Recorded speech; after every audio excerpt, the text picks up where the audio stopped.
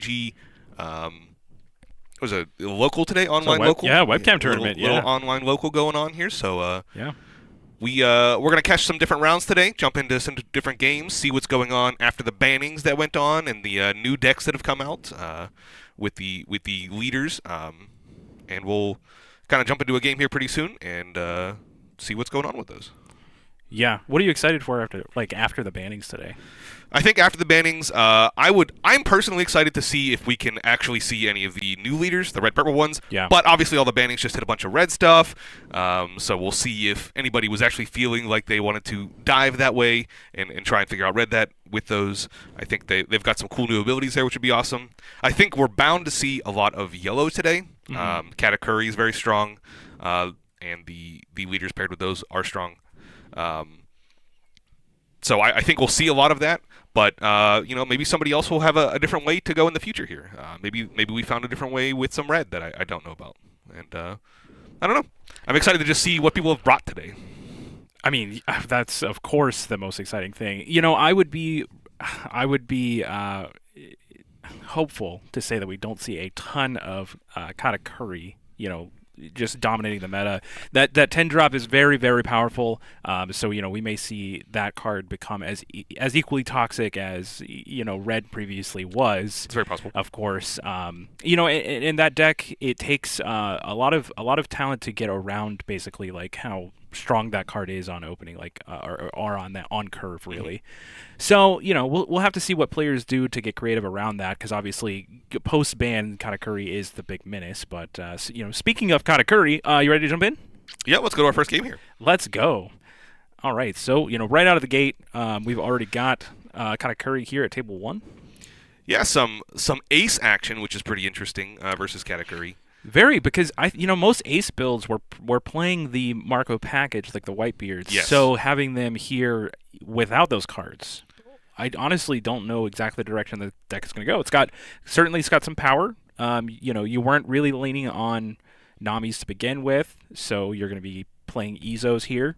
You can pick up Flame Emperor, which is a good sort of answer to 10-drop Big Mom. So I like that. Mm-hmm. A little bit of innovation there.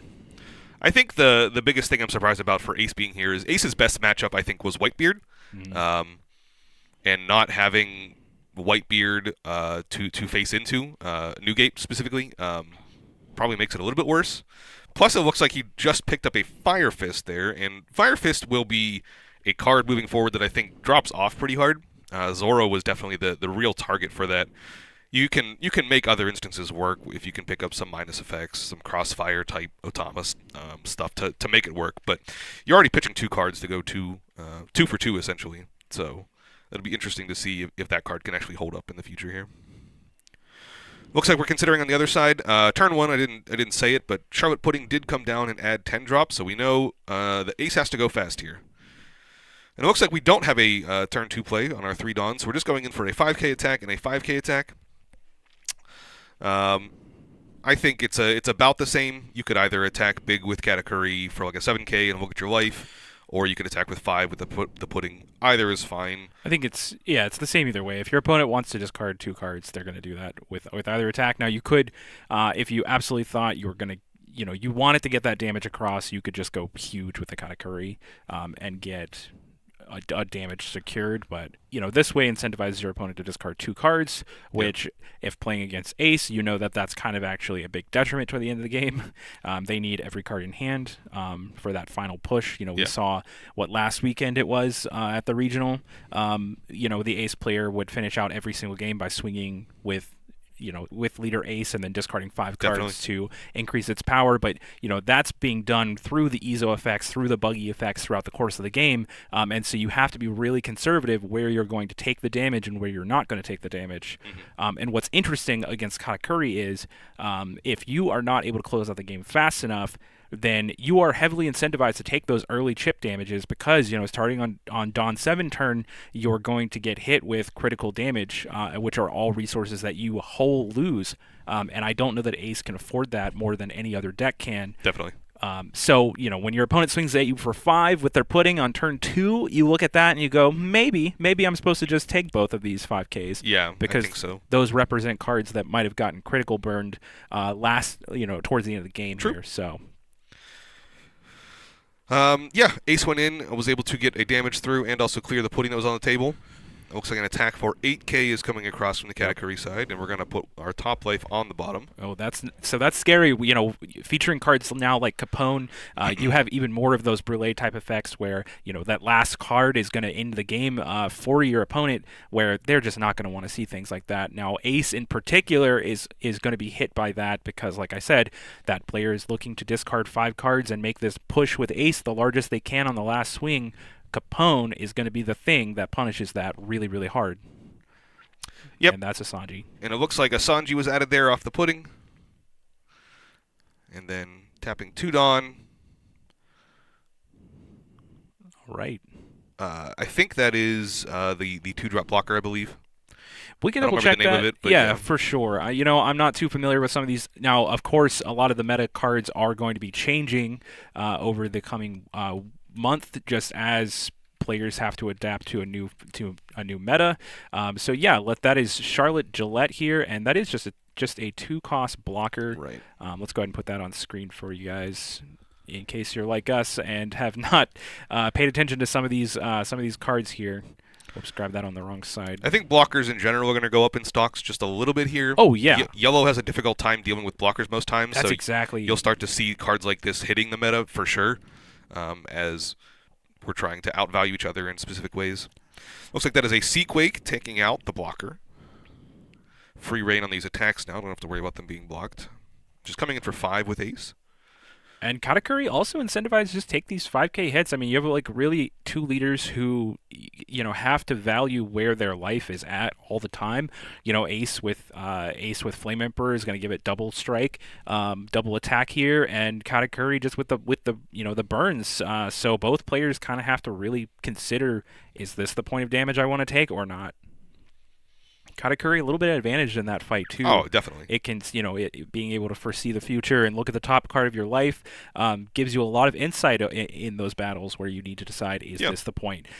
Because sometimes the answer is that's a really relevant trigger right now, and the answer is yes, I'm going to take this damage. So Katakuri super advantaged there, which is one of the reasons this matchup looks really appealing here. All right, we're starting to get into the big Dawn turns for Katakuri. So now we can consider our options of which big bomb in our hand would we like to play. It's only 7 Dawn, so don't have all of the options, but some of them are opening up. Close it. Mm-hmm. And then, yeah, I imagine we'll see an attack for about 5K here with the lead, and then some big bomb. If we're not doing that, it'll be an attack for 7, and then maybe like a 6-drop Pero Sparrow. Instead, we're opting again for one of these cheeky 5K attacks with the pudding, just making sure to get our value with them. Yeah, I mean, I like those attacks very early on in the game. Here, it does feel like, he wasn't drawing, so I would suspect that his hand isn't quite as good as it should be. This would have been an excellent 7-drop turn, yeah, he doesn't quite have the Dawn here necessary, but going to 0 here, really the aggression is paying off though. And now our top end cards, the 7-drop Big Mom, as well as the 10-drop even having less effect now that the opponent is at 0. Not exactly where Ace wants to be, but talking about needing to conserve your hand size and make sure that you don't get any of your life actually trashed. The player has successfully done that. I mean, all 5 life were drawn. That is actually a feature that you don't often get to see against Katakuri, so kind of a win there. It is, and Ace does have Marco on their side, so it's not completely lost there. We do see Flame Emperor here. Yeah, we'll clear the Parasparrow. You can draw your card, but you'll have 1 less good attacker moving forward here. Yeah, I mean, I like that play. He's got an immaculate grip here. It's a lot of cards in hand. He's going to be able to counter out of any one single big push. Katakuri is going to be able to represent. Now, one thing here, for sure, the Flame Emperor can close the gap in life. It's going to take him down to 2. He did discard 1 to make himself a 9K attacker. Yep. So 9K double attack. Now, he really needs this to connect, so he can tempo the Katakuri to a place where he needs him to be at. I'm not sure Katakuri can even afford to do this necessarily. Um, we know at least one card in hand is 10 drop, Mm-hmm. and I think we already pitched the Sanji we knew about. So now it's just 2K. That goes to 9. yeah, you still need one more card. Yeah, I mean, this is a swing in hand advantage, but I really think that, Ace had one more Dawn. I'm curious to see what he was planning to do with this because I would have loved to see every single drop of power put into this Ace for this attack to put Katakuri at 2. Um, yeah, being held open for an event, but you have the blocker Marco. I'm not sure exactly. Like maybe it's Thunderbolt that you're playing around. Um, Thun- it could be Thunderbolt. You could also just really be worried about him doing another pudding attack and then a Katakuri attack, essentially splitting the attacks. Splitting the text, but you should have enough counter power in hand as Ace. I mean, even your dead cards counter for 1K. So Sure, sure. as far as dying goes, you do have some insulation from that. Aside from exactly Thunderbolt, I think removing or resting your Ace, your Marco, and making your leader Ace more vulnerable to a direct swing with Katakuri. I think you are not exactly insulated from that. So maybe that was a very heads up play from Ace. I think would love to see somebody coming out of Katakuri this turn. Oh, Your plan for winning the game is going to have to be multiple attacks, so you're going to need something here. I think the best we can see is 8 cost Katakuri come down and stack that Marco Yeah, I think so. for the next turn. I think that's probably what. But he's I think he's soft on that play. He's missing some of the bombs. They're potentially in the life. I would not have even been disappointed to take the 2 life last turn that Ace was offering.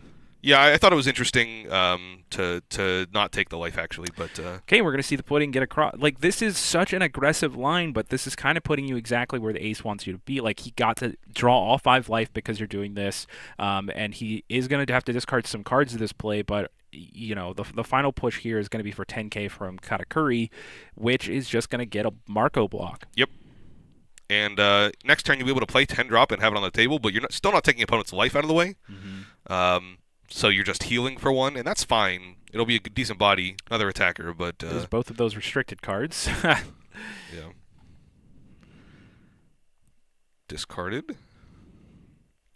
Player's just confirming that the math was correct there with the alt arts. It's very difficult to tell exactly, if you're not familiar with those alternate art cards coming out of the championship packs or, your local winner packs. There's so many different variants at this point, which is great for, flexing your personality within your deck, but, really poor in these webcam scenarios where, you can't quite tell what it is without asking. So just taking the honest route and just confirming. And we do see another restricted card. All the restricted cards. There we go. Radical Beam coming out, saving from this attack, plus the Makino there. Mm-hmm. Yep, Makino for the 2k out there, and we're going to untap, go up to, I believe this is our 10 Dawn turn now. Yep, 10 Dawn turn. So now we have options. No need to Flame Emperor. I would hold on to those type of effects. We just want to make sure we can get some attacks in here. So we'll attack with a lead, probably attack with like a buggy or something. Start to really pressure our opponent's hand after they discarded 3 cards last turn to get over our attack. I would not even mind seeing another Flame Emperor here. Like, putting your opponent down to 2, getting rid of the attacker that they've been really aggressive with, kind of puts them back on the line of needing to play, Thunderbolt or Katakuri in order to get past this Marco for sure. I don't mind Flame Emperor if he has another one. It's very unlikely that he does, but I don't think it would be all that bad. Ace going to do the exact same thing. Ace is pretty good too. This is perfect. I mean, this was kind of what you need to do. Perfect. Let's clear the pudding. Let's get in for a lot of damage this turn. We need to put our opponent down to 2 so that we can put them in strike zone 100%. Exactly. Yeah, that's the important part is getting them low enough so that on the following turn you can start to really threaten. Ace being able to exploit Katakuri's weakness of being like a really slow engine, it really has to rely on being ahead, like very far separated in life totals. And Ace is being able to pressure Katakuri here well enough so that it's really exploiting that weakness. Capone being on top there, always a fun thing to see. That trigger is way powerful. I won't say it's overpowered. I mean, it's kind of necessary for what the Katakuri engine is trying to do. But often the spacing is so tight that that card is a deal breaker. It's a game changer. But this game has been more on the back of the pudding, so we've seen Katakuri not really establish its board presence as much as you would expect a Katakuri player to do, possibly because of the hand, exact quality. But so Capone there being a very fair trigger. Yeah, and I think ace played into that perfectly by attacking with lead first. Mm-hmm. You didn't expose the ace now to be attacked back on if that was just going to be your opponent's answer. I think in general, yeah, we're seeing 10 drop come down here. Okay. I think that'll be the play almost And every single time. the heal before the 10 drop Yeah, touchdown, it I was was a like, little weird. what's happening? He probably announced it. We just didn't hear it on camera here, but Yeah, oh, for sure. 100%. Yeah. no big deal. Instead, yeah, just optioning what this attack for 5 will eat, and it looks like we are discarding Flame Emperor to that. Very interesting. Flame Emperor is obviously not quite as strong now. Nothing to answer with it, and it did its job. You revealed it from the Ezo this last turn, and threatened that, hey, if you play Katakuri to try and swing towards life, that I'll just be able to answer it on the way back. So instead, being able to answer that is important. Going back to ace side, we again just need to do attacks. Your opponent went back up to the same life total they already had. So now is a turn of attacking for 5 and 6 and as many times as we can. So attacking for 5 with Buggy. Our opponent does take it. Peros Sparrow off the life. Probably discarding some sort of a... it looks like 4-drop Katakuri there. Makes sense. Your opponent won't have less life than you at this point, I don't think. Or more life than you at this point, I think.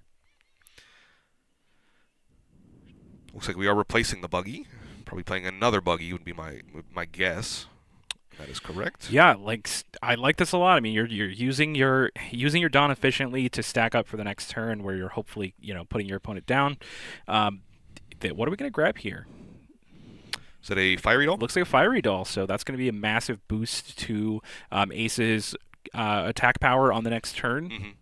That's really scary when you're going for lethal. So every single event counts as 1,000 for Ace. Fiery Doll is one of those cards that makes it 4,000 instead. Yeah. So that's a bit of a power creep for Ace there. But we do still have to contend with 3 life from Katakuri. Yep. The big moms are now confident enough to hit the board. We're starting to establish those characters we needed to see all along. So Ace really has to be concerned. You've still got Marcos to kind of block here for the 10 drops, but the Peros Sparrow swinging for 5 without the Dawn attachments is another threat for you for sure at this stage of the game. So you're going to have to be able to answer the Peros Sparrow.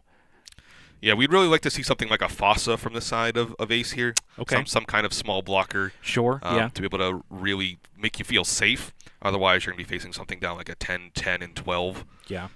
12 can get blocked by the Marco, and you got to get out of 2 10s, and that's a little difficult. Really, as you said at the beginning of this matchup, it really comes down to those small chump blockers when you're fighting against Katakuri, because you've got these 60-foot tall giant big moms, but Yeah. they really stumble over the rocks. If you have those blockers prepared, then you can really stifle what they're doing for a couple of turns. Yeah. Now that Seaquake doing exactly what we needed to see, getting rid of the Peros Sparrow. There's you give Katakuri the ability to search for more big moms, but as you've seen already, it is only healing for 1. It is no longer dealing critical damage anymore. So part of its effectiveness is gone.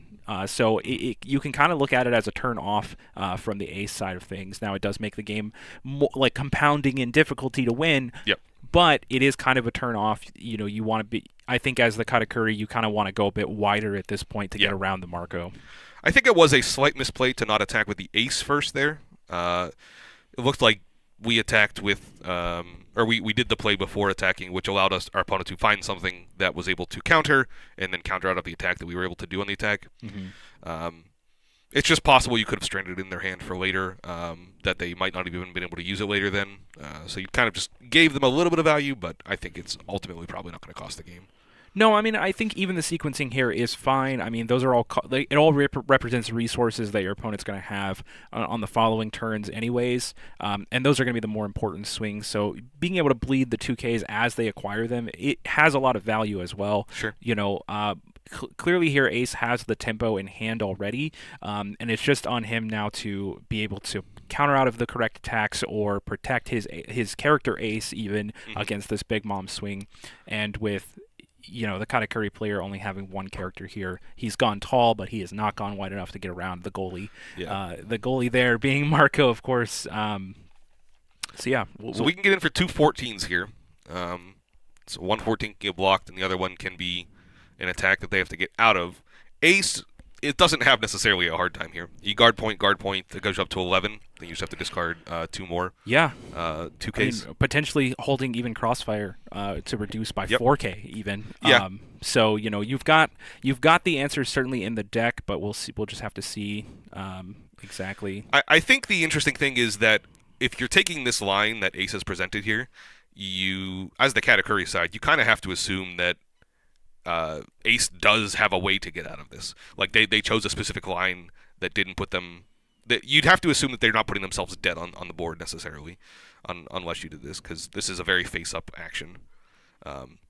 Or you could say my opponent is just bluffing and I'm going to attack in, I suppose. But yeah, it looks like the Marco will block, not discarding a card. That's actually probably some kind of signaling that, we either need all the cards in our hand or we're going for lethal next turn. But with only 4 cards in hand from Ace, it is starting to look like, Katakuri has whittled him down quite a bit. Oh, and we had to pitch out with the Flame Emperor, and that's not gonna be enough. Yeah, that's not enough. Not enough. Okay, so yeah, just a little bluff from our opponent, and nice call by the Katakuri player. Yep. All right, back to us. Yeah. Okay. Interesting matchup. I think we saw yellow kind of be slow in throughout the. Not be slow. They didn't find their top end until turn 10, but before that they were attacking the entire time. Yeah. And it felt like yellow didn't want to be doing that, but ultimately it did pay off in their favor throughout some bit of aggression. So. Props for reading the matchup correctly. Definitely able to pull it out there for that exact reason. From the Ace side, I just feel like Ace isn't in the best spot. Your opponent was able to play around your Flame Emperors by not playing the type Sparrow, Katakuri, 7-drop Lin effects, and instead just said, I'll attack you, and that was able to get around it enough. So I think Ace has probably just fallen off a little bit. But obviously, they found all their restricted cards too, so that's pretty powerful. And losing through that too. I mean, there was a lot of efficiency gained there, just from being able to play the Marco, have the other Marco in hand. Mm-hmm. You also had Radical Beam. Those were a lot of cards that you did not have to. You didn't have to pitch out with. Excuse me here while I find us another match to watch. Let me flip through what's still going on. We're gonna try and jump to a different game that's going on here as. Trying to get as much action as we can in these rounds, not have quite as much dead time. Looks like we'll be jumping over to another game pretty soon here. Hopefully one that's already in progress.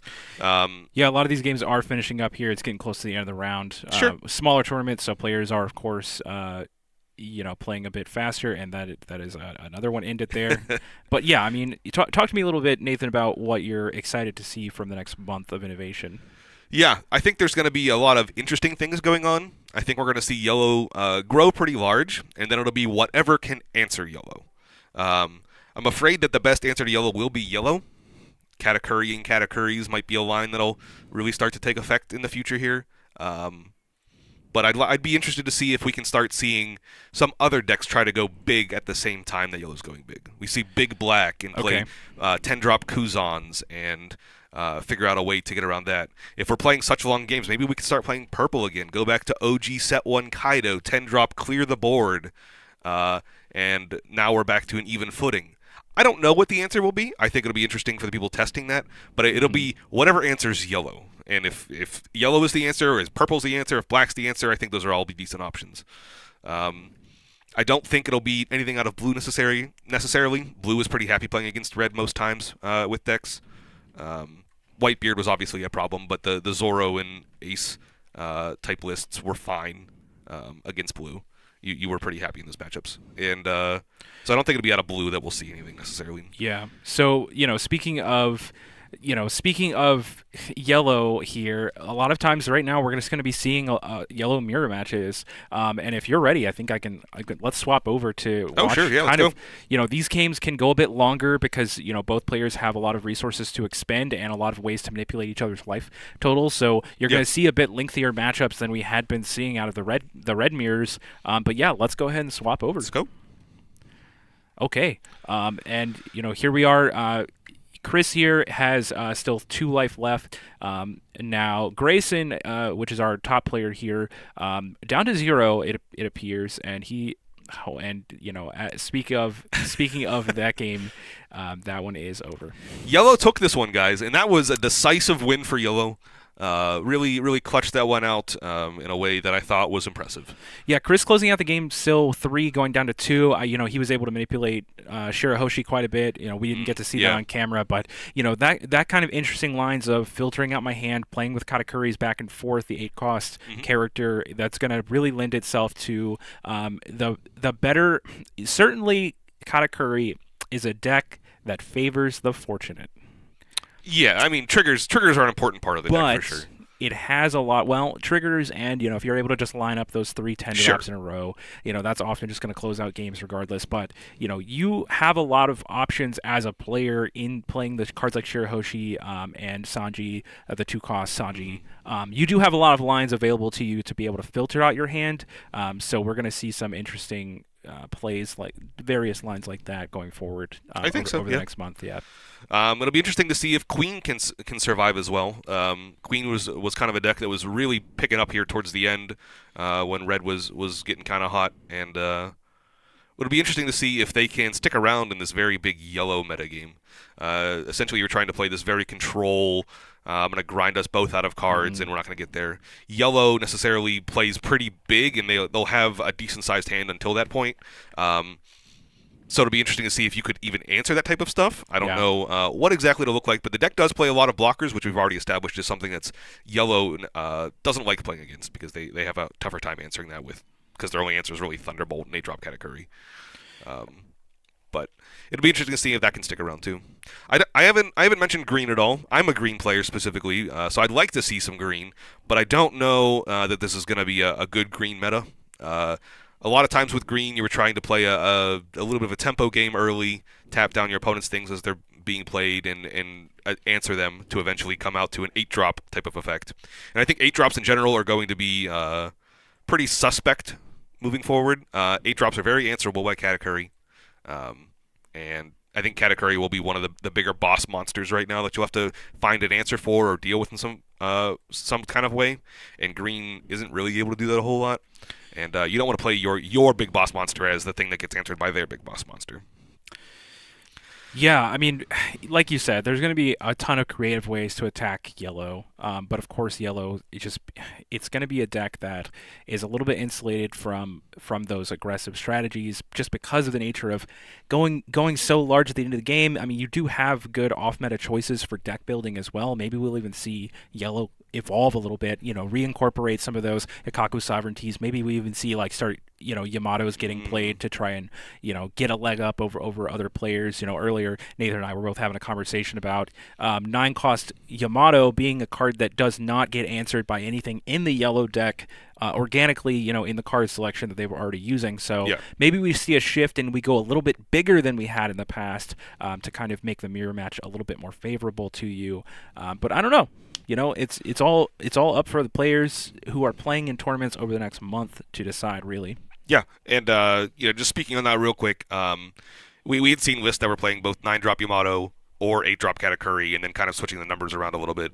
8-drop Katakuri's biggest problem is that it gets answered by 8-drop Katakuri. So if you want to be better in the Yellow versus Yellow matchups, something like a 9-drop Yamato could be slightly better.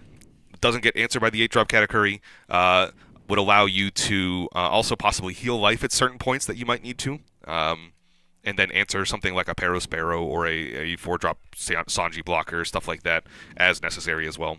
So I think it'd be interesting to see maybe a shift over to those if possible, but 8-drop Katakuri is still a very strong card, so you'll probably still see it in some numbers.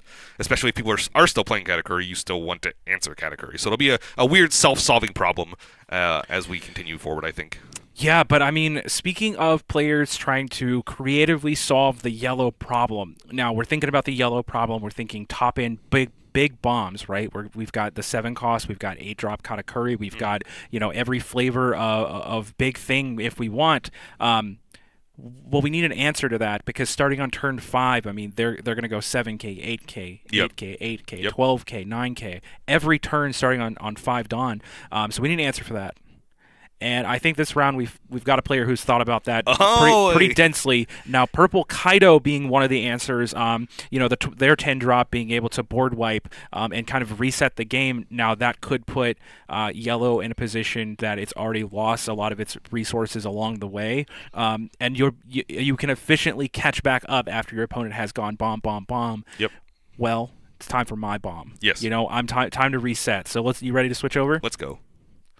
I'm very excited to see the thing that we just talked about a little bit, where purple could be the answer. 10-drop Kaido being one of the options available to you, and which top end might be able to go over the top of the others. It'd be pretty interesting. I have not seen Kaido played since like set 1. It's been set 1, set yeah. 2, kind of. I think mostly set 1. Maybe the starter deck battles, like when the game first came out. Yeah, pretty much.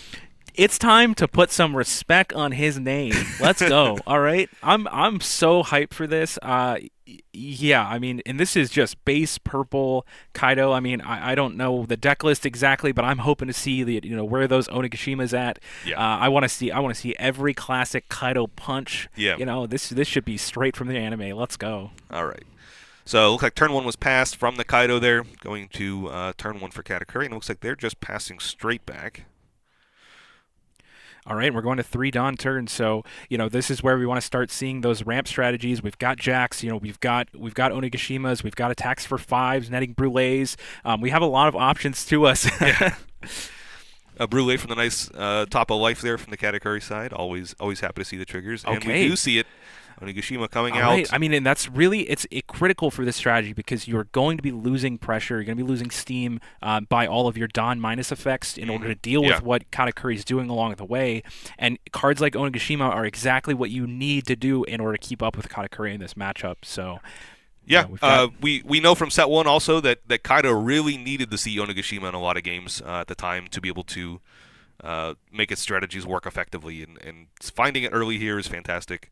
I'm going to be able to use that to ramp ourselves up to a good number of Dawn. Yeah, I mean, and that takes up to 4. We're going to go up to 6 next turn. That will take us up to 7 after we tap Onigashima again. Yep. On the following turn, we'll have, we're 2 turns away from having 10 Dawn already. Like, it's pretty cracked. I mean, it's so fast. Really, Katakuri's going to swing for 5 here, and we see another Brûlé come down. Now, this is a way to a bit contest what Kaido is doing. You're trying to roadblock along the way, preserve your life total as best you can, so that when your opponent does have the 10-drop turn, you are able to kind of survive for a little bit. And Nathan's kind of looking up a card here. We're looking for the 4-cost Trafalgar Law that just came out in. Yeah, I'm interested to see if we're going to see some of these new purple cards, and I was just trying to check which one was possibly there.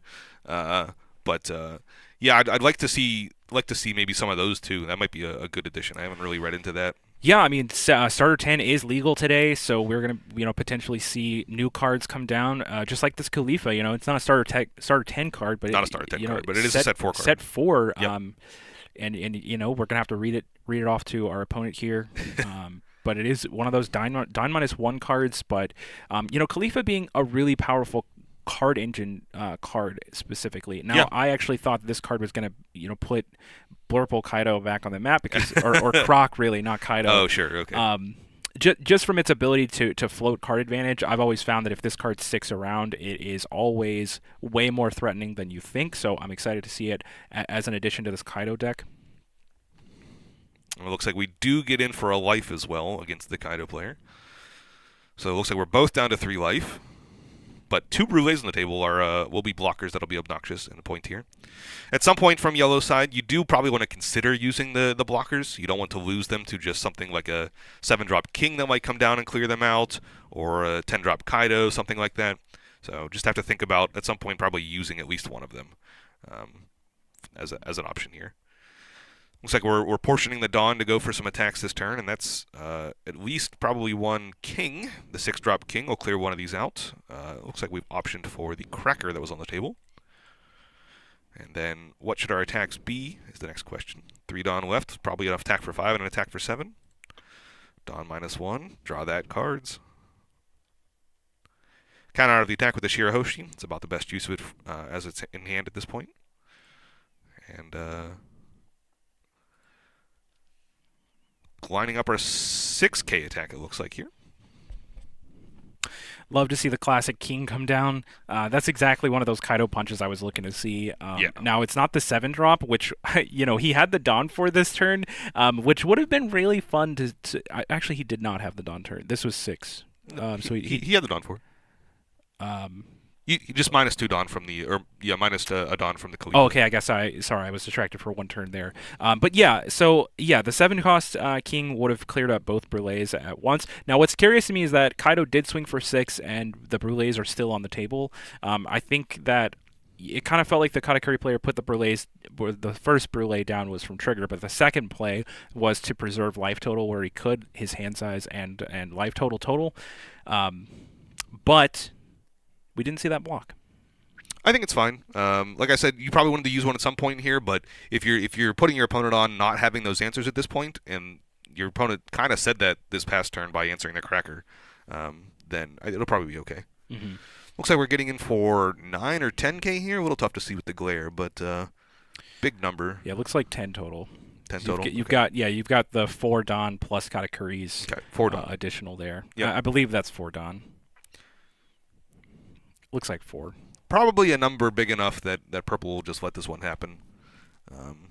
Purple does have certain cool cards to play. We haven't seen a whole lot of Purple events, but Hell's Judgment, not this turn, could be played. But we do have Blast Breath this turn. Blast Breath if we wanted to go that route, which we did not want to, but yep.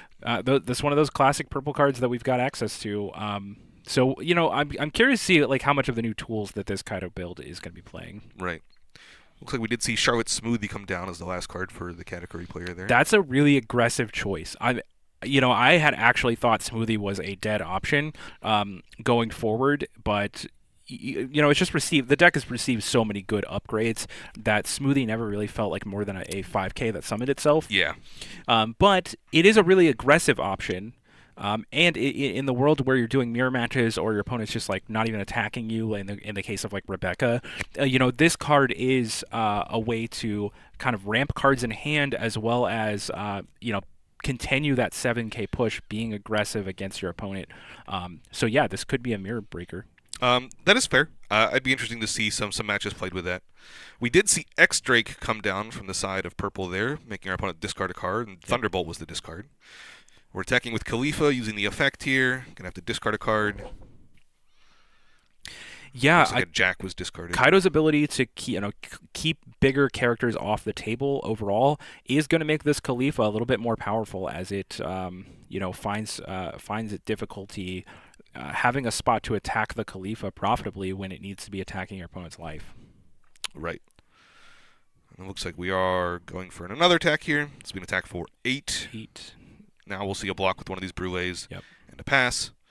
A Capone Gang was used off of the trigger on life there, so the King didn't attack for that reason. Fear of the 7-drop is really why I was surprised to see that both Brulés, didn't block for a turn. I was surprised that 7-drop King or 10-drop Kaido as threatens would be a reason that you didn't want to block with them. But I think you hold all your 10-drops for as long as possible. And that's possible. You just kind of bleed with your 7Ks, until you absolutely can't do that anymore. Then you have to rely on your reset button. Right. So I'm not I'm not particularly surprised to see him not play around that exact line. But the 7-drop, So I think one of the things that you could consider here is that 7-drop King probably loses a bit of power if Zoro's not in the meta or Law's not in the meta. It's true. So maybe you bank on your opponent just not putting those in their deck. Okay, and speaking of ways to clear the Khalifa, that is an effective one. I mean, playing Yamato, that was one of the cards that we had talked about. 9-drop Yamato. Possibly, and so this Katakuri player did just play the mirror match last round and advanced with that win. It's possible that this was a reason for that. Yeah, Smoothie and Yamato both being mirror breakers. Very, very solid choices for the deck right now anyways. Yeah. So, yeah, I'm glad to see the Yamato finding a slot against the unexpected matchup of Kaido, being able to take down the 4-drop here while both players are at 2 life. Going back to the side of Kaido here, we're going to have a lot of options to us. Likely see a couple attacks, one with the King, one with the X-Drake, and then trying to figure out what our next big play will be. 7-drop King has lost a bit of potency here now that your opponent blocked. 6-drop King would be an option. You could use it to clear out something on board here. Definitely always a good card to see. Yeah, I mean, we've seen a lot of set one cards coming out of the Kaido player, but like, Yeah. what are we playing from future sets? We see Blast Breath, in the trash pile there. What I'm really excited to see. Like, purple has a lot of good tools available to it, but a lot of them are engine based. So it's kind of curious to see like what route did you take when deck building here. Yeah. Honestly, I don't have a lot of good ideas about what might be in this deck. I mean, where it's all going to be pretty much reacting just with you guys. We have no insight on that. I mean, excited to see like I would guess Magellan's would be a good option for the deck. Trying to get yellow off of those powerful bomb turns. Yeah, Magellan is a strong card. But we kind of missed its potency already. Shirahoshi comes down, drawing 3. That's a pretty strong card here. It's going to be the filter you need to get that 10 drop. Discarding the second Yamato and a 10 drop. So, wow, okay. Discarding 2 cards that don't counter. I think the thing here is that our opponent has kind of shown a bit by not equipping any Dawn to these attacks that they're playing something quite large. So I think on yellow side we're just feeling pressured. Maybe I'm incorrect here. It looks like we are just going to see a 6-drop king. Yeah, answering the smoothie. Probably the best thing on the table to use that on. And then 2 more Dawn. That is, I forget the name of the card, but it's just a 2-cost blocker. Pitches for 1k. Yeah. Going back to the side of Katakuri now for some attacks. I think it was interesting not to equip any Dawn this turn from the purple side. I guess we're holding up something like a Hell's Judgment, something like a Thunder Bagua, if possible. All could be options here. Probably Hell's Judgment. It's going to really reduce the potency of the Yamato swings, especially against the king. Katakuri only having 3 cards in hand now, where Kaido's got a full grip. It's going to be difficult. We're going to see that 10 drop come down. When he pitched out with Yamato and 10 drop, It was really like, hey, is this a heads up play to keep all the counter power possible? You're trying to play around, Kaido coming down and wiping the board. But the answer is no. We were just clogged. Yeah. I think we just saw a 9-drop Kaido was the card that got critted off life there, which is pretty interesting. That's the one that has Rush. That is the Rush one, yes. Yeah, and it also can destroy a 6 cost, but that's not going to be good enough in this matchup. No, it's definitely not. Certainly there will be times where cards like that are effective. We are playing, now 6-drop Sparrow as well as 5-drop. I believe Yamato. Oh no, the Rabbit. Randolph. Randolph, yeah, that's the card. Randolph Rabbit. Okay, looks like we've passed back to the purple player, and Kaido's untapping. 10-drop was obviously a good play there. Gets you back up an extra life, but you need to make sure you have the cards in hand when doing that to be able to survive here. I think we did stack at least 1 card to the bottom of our deck we know about right now. Okay, so we've got that backup plan. I think we have a little bit of knowledge of what's going on. Most likely Capone. Looks like X-Drake is coming in first here. I'll be attacked for 7k. X-Drake was a really solid turn. I mean, you never really think that it's going to be that impressive to put a 5k on the table, but we see the Katakuri player now suffering from not having enough cards in hand, and you have to think, was the X-Drake a good part of that? I mean, discarding 1 card, is it really as powerful as it seems? Yep. With all the triggers coming out of yellow, every time they activate one, that's a card they did not draw. Yeah, I think that's fair. So discarding 1 card from them, actually kind of effective. It definitely felt like it was decent. They discarded Thunderbolt in this exact instance, so a little awkward there. It looks like we have opted to counter out of that attack specifically from Katakuri's side, which does mean that we have no cards in hand. So these next attacks can just connect. Oh, we're just hoping that the Kaido player does not have removal for the single Brûlée. And it looks like we're about to minus a bunch of Dawn. Use that to crit that last life. It looks like we all just got reminded of what Kaido's ability is. Crit, swing. Yeah. And, drawing the first couple cards there to see what option. But we can see from the hand of purple there that they had a lot going on. It was a lot of options. All right, you ready to get back? Yeah, let's go. Let's go. Yeah, I might have forgotten about a Kaido ability there for a second. That was definitely the way to close out the game. Kaido's leader ability certainly not going to be that you have access to the purple card pool. Yeah, you've got a button to press, and now it is a hefty cost to press that button. But we just saw the power of that, where you're just leaning on 1 blocker to get through. And can you remove with a card that blocker? Yeah, you could. But I'd rather remove the life. Yeah, it's not even about that necessarily. It's about, 10 drop can come down, heal us that life, make us feel safe, and Kaido can just kind of negate that ability out of you. Yeah. So you lose the strength in having that 10 drop safety turn essentially, which I think is interesting enough for these decks. But yeah, the deck overall from Kaido, a lot of set 1 cards, not a whole lot of new cards out of either the new starter decks or set 4. I think we just saw the Khalifa as the only option, but Onigashima and Jack proving as the ramp to go up there. Yeah. X Drake and obviously 6-drop King is just always been a good card. Nobody's been upset at that card. It's just been the surrounding cards that kind of need to make it viable to get to that point. Yeah, 100%. All right, so it looks like we're in between a lot of games, and in order to prevent kind of what happened last round where, we're just dumping you guys into the end of games, we're going to take a 5-minute break real quick, and we will be right back. Sounds good. We'll see you in a bit.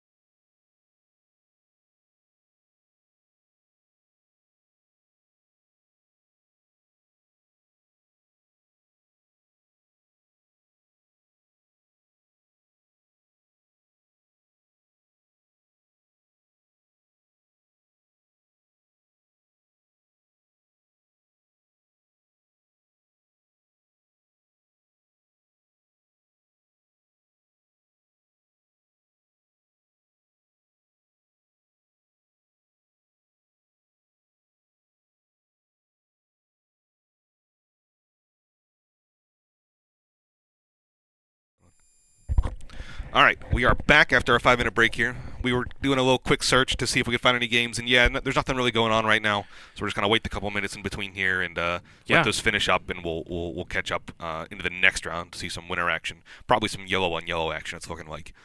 Um, yeah. In the meantime, I was just kind of looking over some more purple cards, trying to figure out options of what could be played in these Kaido decks, what would be some different options going there. And I think an interesting card, not for Kaido, but for Magellan, is actually the 7-drop Kid that came out of the starter deck.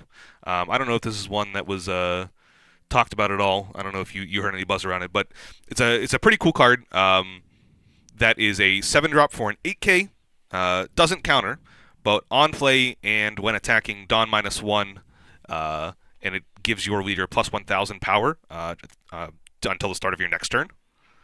So you get that effect for the entire turn. Yeah. But then it's also Dawn -1, so your Magellan sees it and also gets the extra 1,000 power Okay. for the turn that is there. I think it's pretty powerful as a card, and I think it's a nice little top end to what Magellan had when they were just playing usually like a kind of the Animal Kingdom package of the four drops that came together, plus 5-drop Magellan, kind of as their top end. So I think it'd be interesting to see if this could be a card that could make that viable. Make the leader have a bigger amount of attack or a bigger amount of power between turns while also having some pretty strong attacks from their side. And this card really does trigger off when attacking as well, so not that it needs to, but when it's attacking, you also get that buff. So if you can start playing them in multiples, you really start going quite high with your power. Yeah, so I mean, this is, like you said, a needed top end for a deck that was already like almost strong enough to be part of the meta. So yeah, this could be a thing that like really takes us over the edge. Do you think this is maybe a card that we could see fighting the Katakuri decks? I think you could probably build these decks in a way that would make purple a little bit aggressive towards the yellow matchups. Actually, Okay. these would be decent attackers going at yellow as your top end. Obviously, they're very answerable by Katakuri effects, and I think most of this deck will be. But I think you're filling it out the rest with the 4 and 5 drop effects. You can start playing, the zebra and the, I forget their names exactly. It's like Minotaur and exactly. Zebra and Koala. Yeah. And just play a really solid game so that when you start getting to 8 Dawn, you can just start playing 2 cards a turn. And I'm just going to start attacking you with these bodies. How will you find your ways out of them? I think would be a way you could build that deck a bit. Yeah, I mean, and I kind of said this during the Kaido match, but like, yeah, Magellan, the 5 cost, is a card that tackles yellow as a whole because you throw them off the curve. If they were at 7 Dawn, they're going to go back to 6 on their turn. Yep. And that can really throw them off for like whole 2 turns, really. They never really get that clean shot to play the 7-drop. They need to start playing the 8-drop already. Yeah. It matters a lot. And that's also a very difficult card for them to answer as well, right? Because they're not playing removal on it. If they're going to remove it, it's going to be Katakuri putting it back in life, which is obnoxious. But otherwise, they can't attack into it. They're going to lose even more Dawn, and that's going to put them even farther behind. So it's just going to be kind of a body, kind of like the Kyros, where you're not going to be able to actually ever answer it. It's just going to be existing on the board and bleeding you the entire time it's there. Yeah, like we know how effective it is to bleed Katakuri of a single card while having like a repetitive source of damage is going to do that. I mean, like I said, one weakness that we've already started seeing from the Katakuri, even in the mirror matches here, is, those triggers mean less cards in your hand. So if you're able to pressure them on the hand hand advantage axis, then that's a new way to grind against them. And then you just have to play the blocker game. Can I block enough attacks to be able to hold them off for long enough to get them to 0? So a way we can consider that is shifting away from purple into black. We can start playing Isho alongside Borsellino, Fukaru, Sabo as like a package to start. Okay. Isho a little bit tough. It is. Because your opponent's probably unlikely to have 6 cards in hand, so it's going to organically dodge Isho. So that is something to think about in deck construction. How can I keep my opponent... Like, we want to strip their hand, but that's going to be one way that might just look a little dead in our hand, to be honest. So we have to think about that. Yep. But the Isho giving a blanket minus to everything could be an approach to, destroying their bigger characters with your cards like Sakazuki, Kobe, anything that we might see in the next wave. Kuzans. Yeah, 4-drop Kuzan being an option or 10-drop Kuzan being an option. Really, just bomb fight could be an option in those matchups. Now, like, you don't have to worry so much about the aggro match for next month or so. So, that is one thought experiment you can kind of mark down. Are you so? This is kind of a consideration I've had thrown at me a couple times here. But Hmm. what do you think about Nami, the blue Nami leader, moving forward in these next set or so? Wow. So for the next month, I mean, yeah, Nami is going to be a little bit uncontested if it wants to go the route of trying to be played. Now it's a little dangerous to press that Yes. button if you're the player out there thinking Nami is going to be the best thing. Just think about the third mirror match in a tournament. Is that what you want to do? Now, I think that might actually be like the weakest point of Nami right now is the mirror. Mm. Katakuri can put the pressure on with the 7K attacks that can bleed Nami of cards. Desert Spada doesn't counter out of that effectively. Cards like Gavel do. So if Katakuri can swing for 9K instead of 7, of course it'll be better. But yeah, I mean, I think Nami stands a good chance. I think Nami improves, but it doesn't improve enough. Is kind of the consideration there. Obviously, you're not facing down the Zoro and the Laws and the decks that are really trying to attack you down pretty aggressively. But you're still not fast enough, I think, to really be able to I think the meta doesn't play have decent enough decks. time to devolve, like to grow enough. Okay, I think that's also fair. I think a Um, month is a short amount of time. So yeah, I think players are going to switch to Katakuri and that be it. But the thing that beats Katakuri might be like Queen or something. sure, And Nami just is free rolls Queen. that is fair. That matchup That is is fair. like very straightforward. Yeah, So if the meta were allowed the opportunity to evolve organically, I think we might see Nami kind of come out on top here. I don't think we're gonna get that action though, unfortunately. yeah. So yeah, I mean that's kind of where I put the Nami. Okay. If you want to play it, go for it. It's gonna be stronger than it's ever been, I would agree with but that. you're gonna pay a But you're- price that is yeah. outside of the game. Yes, the cost of time, Yes, the cost of exactly. brain resources, As you try and figure out your way through your third mirror match. true. That is a fair consideration. But yeah, that's a question I've had asked to me. It's a couple points, and I think it's an interesting thought experiment to think about. Okay, well, how slow are we going? And I think it's not quite slow enough. Yeah, I mean, when we're here between these meta shifts, I think one of the most interesting thing is like what happens when because you can kind of theory craft like what is the strongest deck in the meta, and of course you might land on Katakuri like really fast, but then players need to deal with that in some way because the meta isn't one answer. The meta is how do I solve this problem right now? Is it going to be by just being the best deck in the room? Do I play Edward Newgate or am I trying to take down Edward Newgate? And then the follow up to that is did the game developers give me enough in order to be able to counter this? And I think that in some ways against Edward Newgate, I think no, they agreed they didn't give you enough tools to counter that. So now players have to ask us again after we've gotten the ban list, do we have the tools we need to be able to take down Katakuri? And I think the answer to that is still a little bit, indeterminate. Magellan, we've said, is a good answer to that. But what is the consistent leader that's going to take down this strategy? Is it just going to be, play the strongest deck that you can, play the strongest cards that you can? And this is a control strategy that you can use against a wide field. We've seen Queen be very successful, at doing this.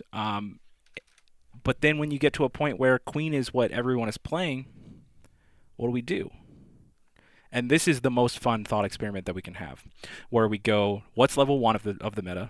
What's level 2? And now what's level 3? Right? Yeah. Like Nami might be the thing that's level 3, but we just don't have enough time to get there. I think that's very interesting, and that is kind of what we've been talking about today: is going level 1, level 2. Nami very well could be level 3, saying hey, once everybody starts getting so big, then we can start answering it this other way. Yeah. And I've seen that in other card games. That's kind of how that evolves into. You have combo, and then combo gets beat by control, and then control gets beat by aggro, and then you just kind of see the meta shift between which one's best there. And I think that's a really healthy balance. Yeah, for right? sure. Where your players are responding to what each other are doing Yep. at events. We're looking at tournament lists, very, very closely to see, if I were at the event, what would I do? And if I'm going to be at the next event, what should I do? Because everyone did this last Yeah. weekend. And that's a lot of fun, and the players who get that one right, we see them at the top tables week after week Yes. because they're consistently performing the best of the room. And that's kind of what we saw with the Newgate meta as well. The best answer to Newgate generally was Newgate. Or Zoro. I mean, even Zoro, we saw, in the recent, like towards the end of Newgate's banning, we saw Zoro just clean house. It was able to go a little bit faster consistently, and if it got lucky and dodged its bad matchups, then you might have had like 3 straight Newgate matches in a row, and you felt very confident in those. Sure, yeah. But yeah, we saw that there too. We saw that evolved with those, and then there was decks trying to prey on those. And the worst thing that can always happen in meta specifically is when a deck answers itself. That's why we're afraid of 8-drop Katakuri being the best answer to 8-drop Katakuri. We don't want the best card in the meta to be the same answer to the best card. That's what creates this unhealthy meta. Yeah. So yeah, just trying to figure out what that'll be, and hopefully not making it the same card doing both roles. Yeah, I mean we get the micro of that exactly, where you don't have decks evolve, like you don't have the leaders being the evolution because we don't have time. Mm-hmm. We have to first like refine the deck. Sure. And you refine the deck by identifying what the targets are and what's the best card selection for those targets. Mm-hmm. Right now, I think based on what I've seen so far in pairings for this local, the target is yourself. And like you said, Katakuri is going to be an effective card against other bigger strategies, other mid-range strategies, but when targeting yourself, like you need something that doesn't get answered so easily. Yeah. And so I think we've already seen players shift to Yamato, being undefeated in this tournament so far. And I think Yamato is going to be that perfect sweet spot where it might not always do the same powerful thing that Katakuri did, but it's a 9K body that's going to hit the table and not be able to be removed ever. Sure. You can't attack it down because I will use my plethora of 2Ks in the deck to counter out, so I'm keeping this 9K on the table, and sometimes I'll get to destroy your Parasparrow. Sometimes I'll get to destroy your Cracker. Sometimes I might even get to destroy your 6-cost Parasparrow. Yeah. And those are really powerful things that they do mean something. Mm-hmm. In a deck that traditionally has very limited amount of removal, this new Yamato does do that. So we'll get to see that the performance really step up when you have the time to play cards like this, where when red was everywhere, you didn't have that time. Right, for sure. And I think it'll be interesting to see if that'll be the way we're going to be cutting to here. It looks like we have finished everything from this last round, so every game has now finished, and going to be trying to figure out what game we're going to be jumping into here. Likely Table 1, see some undefeated versus undefeated action. We saw Katakuri win this last round, so likely we'll probably see them again here, which makes a lot of sense. We're talking about that this entire time as being the top deck, so it makes sense that we see the top deck be at the top tables. So we'll try and see what's happening there with that one. But yeah, it'll be interesting to see whether Yamato can be a break to these matchups specifically. Whether we can see maybe some new leaders. I'm still hoping for some S10 action. Maybe we'll see this the new special leaders that came out of this past 3 leaders deck. Would love to see if we can have any of those options. If everybody was cooking up with some special brews they got going on. Yeah. I tried to look Japanese lists, and it's just not the same. You can't really. Their restrictions and bannings are just so different that they're playing entirely different worlds, so you can't look to them anymore. Well, every red deck is the same Whitebeard package, where you're playing the Searchers with the perfect 4 copies of each of the powerful cards. Yeah. It's something that our players never really got over. Mm-hmm. And for whatever reason, it's not as strong in set 5. So I'm really hoping that the set 5 meta shifts quite dramatically. We're able to, because I think there is a level of fun to be had with the Ezo package, grabbing each of the really strong blocker Marco, Radical Beam, all that stuff being in the deck, and having the Whitebeard package be a complete idea in your deck, instead of just really strong cards that you're able to play as one-ofs. But when everyone's doing it, it's crushing every tournament, and there's no real way to go to that level 2 like we talked about. Right. It's got to go. Yeah, I think so. And so I'm hopeful that in set 5 we have that level 2. We can actually take down Newgate. Yeah. And then they can reintroduce that to the meta, and players can have, if that's your brand of fun, you can have that. We just want to make sure that it's not your brand of fun just because you like winning. Right. Yeah. We want to make sure everything is answerable by something else. So just trying to find what that might look like. It would be interesting. Yep. And so here we're just waiting for round 3 to get paired. I'm unsure exactly what the delay is, but it does seem like something's going on as all players have finished playing. So bear with us here. We're just going to be talking about kind of cards and what we expect to see just here for another minute or so. We should get round 3 started in just a moment. Any red purple Luffys? Yes, we actually did see one. He did lose his round, unfortunately, but we'll try and get him on camera. Yeah. It is going to be, if we get it on camera, bear in mind we do not fully know the strategy yet. Haven't got a chance to see it on camera too often, of course. So we'll have to look up the cards, but we'll showcase that. It's a great opportunity for us all to read it together. Yeah. Honestly, so. I think one of the biggest things that the deck has lost is that you really wanted to ramp up to really high numbers pretty quickly when you could, and right. Well, I mean, I think don't it was have the 9-drop Newgate anymore. I think it was sort of like the better Whitebeard package home because you got the 6K without taking yourself to 0 life, so you could stabilize it too with your blocker Marcos being the goalies really, so that you never drop below 2, and your opponent just couldn't do anything about that. Yeah. But now without access to those Marcos, you are a lot worse off. So we'll see if that purple Luffy, the red purple Luffy deck is as strong as it seemed. Would be very cool to see that. I do want to see some of those leaders for sure. Would be nice. I'm curious. I want to see. I want to see some of those new cards get some action. Yeah. The starter deck was one of the highest value things I've seen so far. I mean, it is crazy. Yeah. If you think about the way they printed that deck, it was absolutely with players in mind. And shout out to Bandai. Really, that was such a plus thing to do. If you look at it, the SRs in the deck have the alternate art textured foil treatment. It's not something that you see on every SR. Yeah. By the way. But if you've gotten a chance to open one of the 3 captains decks, look at the SRs. Rub your hand across it. It is a textured foil. They gave you a special foiling for that deck. They did not have to do that. That was actually really, really cool. None of the rares in the deck have that. Only the SRs, with the exception of Nami. They literally took the most sought after card from set 1, which is the Nami, and they gave it the special alternate art foil treatment in this 3 captains deck just because they wanted to treat you guys so nice. And it's the little detail there that I noticed that I was just like, oh my God, they didn't have to do this. But it just feels so nice that they did. I mean, I look forward to future premium starter decks now after seeing the quality of this one. And I'm going to buy into every one, It's also the first time we got the coolest thing, I think. Foil Dawn. Well, we've had foil starter, the starter, the normal looking Dawn. Dawn. I mean, I think it looks great in a sleeve. Honestly, it looks very nice. I have them in blue sleeves because if you get them at an angle, I think laying flat, the Dawn actually does shimmer blue. Yeah. Because of the rainbow foiling on that. It's so nice. I could not be more impressed with the way they delivered that deck. I'm playing it today in 2-0. Okay, well look at that. There we go. We'll definitely see you on camera then. I appreciate you letting us know that.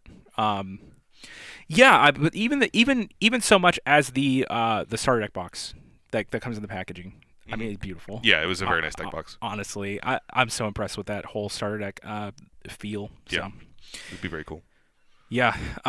Looking ahead to some deck lists for next set, I mean, we do see. I saw on One Piece Top Decks that we have a purple deck that is playing some of those new cards. Okay. Next set, so it is already meta relevant, already. So that's pretty exciting. I was hoping to see that type of stuff. We had already talked about Magellan as being an option there, but I don't know if there's any new purple leaders that make it even better. Well, I'll tell you, for something to do well overseas, it's gotta contest a field of decks that outperformed Edward Newgate at its absolute strongest. Yeah.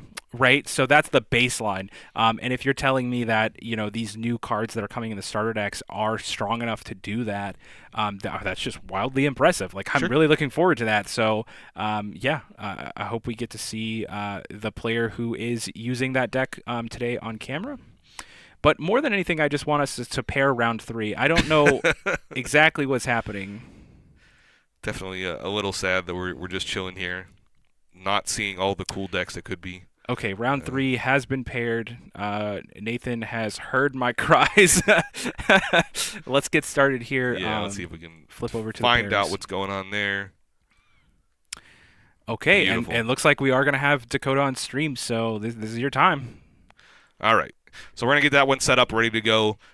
This will be some red-purple Luffy action on one side. So we're about to see the new exciting cards that are there. I'll let you read this.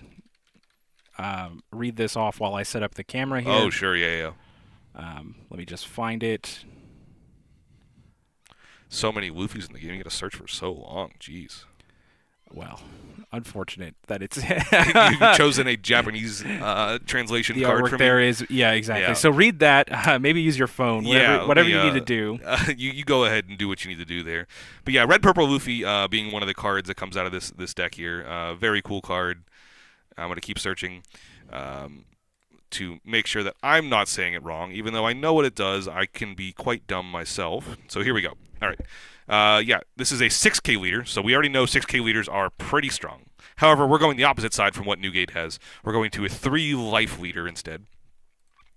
And it has an effect. You can activate main once per turn. If you have 0 Dawn cards on your field, or 8 or more Dawn cards on your field, you can add up to 1 Dawn card from your Dawn deck and set it as active. So, it's active ramp, which is pretty strong. And it says 0 or 8+. Now, I can't remember exactly. 0, you can't count that turn 1, correct? Correct. Yes, because you won't have an opportunity to activate it. Also, if you think I'm paying attention to you right now, you are wildly mistaken. I am absolutely setting up. Beautiful. I'm gonna still use the voice as though I were paying attention to you, and I'm still actively engaged. But just glad. know that it is just a character voice, and I am absolutely not listening to you. You are quite the character, so that makes a lot of sense. But yeah, just being able to use the Dawn effects either early or late, get some extra ramp out of that is quite strong. And we'll see how this deck utilizes it in certain functions. I just like the pairing of red and purple. I think it's one of the most exciting things here. So it'll be interesting to see how those two decks come together in a certain form here. I assume we'll see some type of white beard and package going on. But yeah, it looks like we're cutting over here. Here we go. Katakuri is on the other side, and Katakuri has played Pudding to add a Sparrow there. Okay. And turn now, 1. I would say that, we're like mid-game here because Luffy is already at 3, but that's how Luffy be starting. 3 life. Oh, 3 life, yes. It's okay. a 3 life leader. I was like, he's at 3 Dawn. He just passed through a first turn. It was a bad joke. No, it's fine. I'm sorry. You're unfunny, but you are a character. You deserve better than that. Yeah, 3 life. So it looks like we just attacked for 6 there and then passed. Likely holding up some type of event here, and then looks like Katakuri will be coming in. 7K attack. We'll look at our top life and keep it on top. And Luffy taking that first life. Okay. No trigger from the life, added straight to hand. And then what's the follow-up? Is something like a Sparrow that was added last turn? Yes. I think that would be exactly correct. I mean, I think that card is like pretty good here. We're just going to want to, have value after Luffy takes down these board clearings, which it's going to have to do because, being now at 2 already is going to mean that if your opponent goes wide and starts attacking you, you're going to aggressively lose cards. And, one consequence of not having the 5 life or even the 4 life of a dual color leader is that you have less cards in hand throughout the course of the game, and that's one extra card that you will not be drawing that most other leaders will, and even less than that against Katakuri, where they can, they'll just able to burn one of your life away. For sure. Okay. Yep. Luffy did their attack for 6. Performer card is a 1-cost searcher. Okay. Get that one up for me, not for anyone else, but for me. Yep. Yeah, but yeah, we'll continue going. We'll get what that card did exactly there. But going back over to the Katakuri side, looks like we're going to consider an attack for maybe 7. These are about the turns you can start consider attacking for 8. You're facing up to the 6K leader of Luffy there, so don't want to just make 2Ks the only thing that can get out of these attacks. But all depends on what's left in your hand. If you have a Randolph as a follow-up, obviously you want that here instead. So looks like we are deciding for the 8K attack. We're going to look at that top life. Just make sure, yeah, it stays there again. And And then All right. He played All-Star Calamities here, which is activate main for 4, draw 1 card, then add 1 Dawn from your Dawn deck to your cost area. So this is a way to draw a card and ramp. Nice. So you're very quickly getting to your top end there. Very cool. That is a starter deck, original starter deck card. It's not even a new card, so jokes on us for saying that's a new card. But oh no, I knew it was. Okay, I knew it was very old. Yeah. You're cool then. I'm not. Could have told you that one. But yeah, looks like we're going up to these high Dawn turns now. I believe that is an 8 Dawn, if I can count correctly. I think it's 9. If it's 9, it doesn't matter if it's 8 or 9. You can ramp up to the other number from 8 to 9 or from 9 to 10 with the leader ability here. So definitely an option. Looks like we're going for big attack. This is an attack for a total of 9K. Also, I believe the leader ability is if you are at 0 or 8, you can go to 1. Oh, it's not 8 or more? No. It's 0 or 8. Gotcha. 0 or 8 specifically. Very interesting. Yeah. Okay. So we're going to see that your favorite card so far, Trafalgar Law. Yeah, Law is pretty cool. This is a neat ability. This will be a 4K or a 4 Dawn 5K blocker that has Dawn -1 when it ETBs. If your opponent has 7 more cards in hand, they have to discard 2. So kind of that Isho ability that we knew previously. But a little bit higher requirement, but a better, an easier way to cast it since it is a 4 Dawn 5K. Yeah. So it looks like we are just figuring out which 2 cards will be discarded here.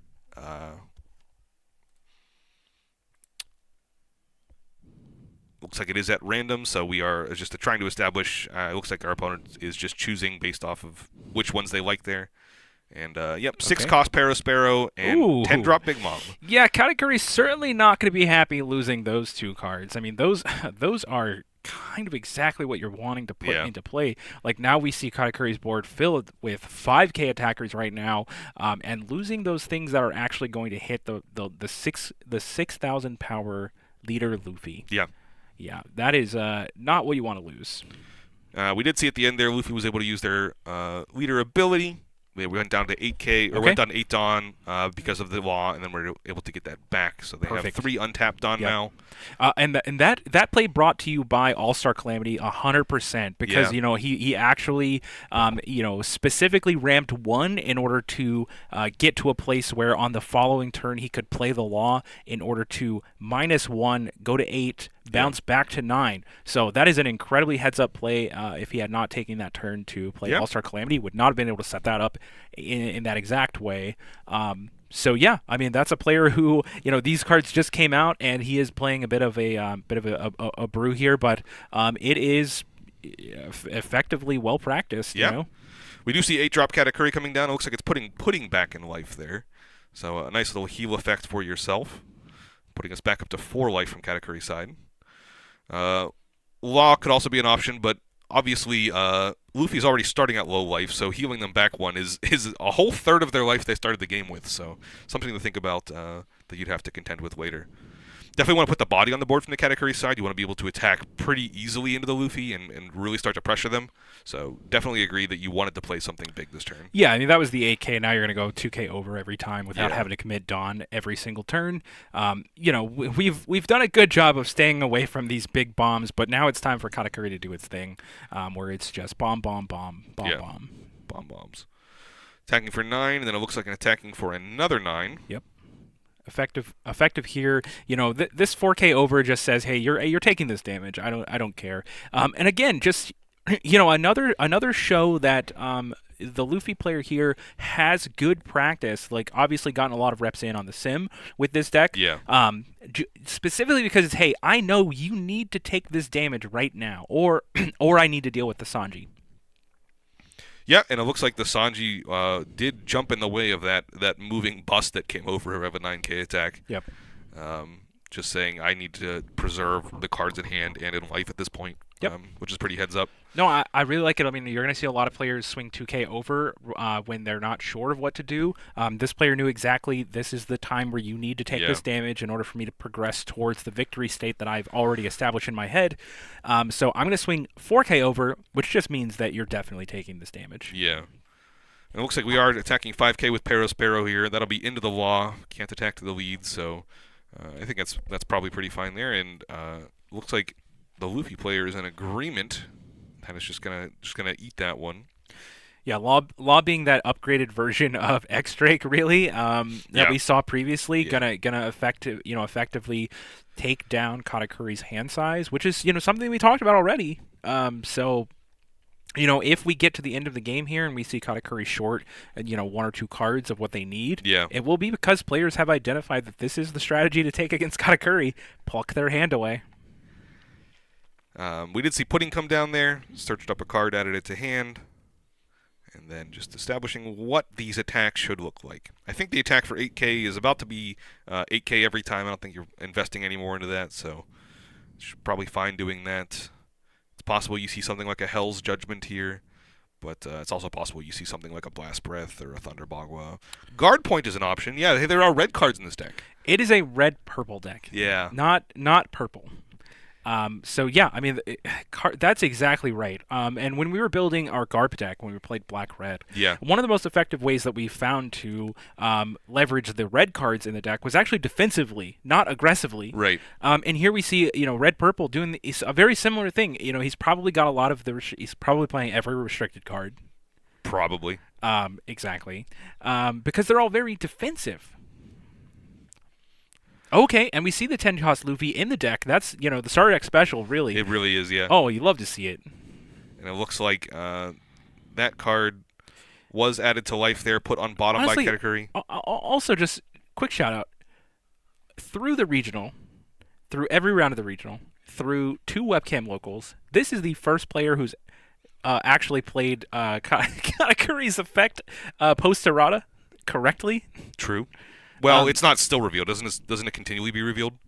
No, it just reveal it and then to all players, and then you put it face down. Yeah, gotcha. That's the errata. If you're playing on webcam, then it is revealed to both players. Yeah, I do know that. But we've just seen countless number of players just pick it up and only show the camera. Here's the camera. Yeah, without actually looking at it. So, if your locals are webcams, it does make sense that you kind of know the webcam meta a bit. So. Definitely going to be important this next month going forward, as Katakuri will be here. Yeah, you're going to have to know all of the little nuances behind Katakuri. Looks like an attack for 9K. We'll pick the Pudding back up that we put back again with our Katakuri there. See another wall come down. We're attacking the hand here. Now we are at 1 life though. The die does say 2, but we are at 1. Yeah, it's just that Rush Luffy left in life. Yeah, so it is a little bit scary here, as we're going to have to protect ourselves. Now, what a heads-up play, though, leaving open 1 Dawn with no blockers. Yep. Or is the Law a blocker? The Law is a blocker. Oh, wow. Just trash 2 and block. Yes, it's got both. Crazy. On a 5K body. Crazy card. Wow, okay. Yeah, well, I mean, that's going to certainly get in the way of Katakuri a little bit. Yeah, it definitely will. It's a strong card. It is a very strong card and beautiful too. Yeah, definitely. Also pitches for 1K. Just add that right on top there. Oh yeah, just and what's the downside? Dawn is -1. Dawn -1. Yes, that's the on-play effect. Is Dawn crazy powerful card. Yeah, I'd love to see that card already. Already getting some love. I mean, it's probably going to be quite the staple moving into the next into set so, 5. Yeah. So happy to see that there.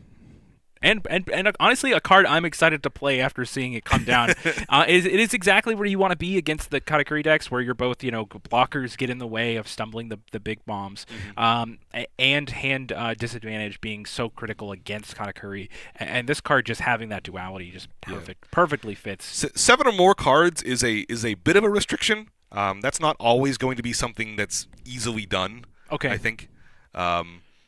Well, it is more easily done when you swing for 9 at your opponent. True. I mean, the pairing of both of these together is probably the strength of it.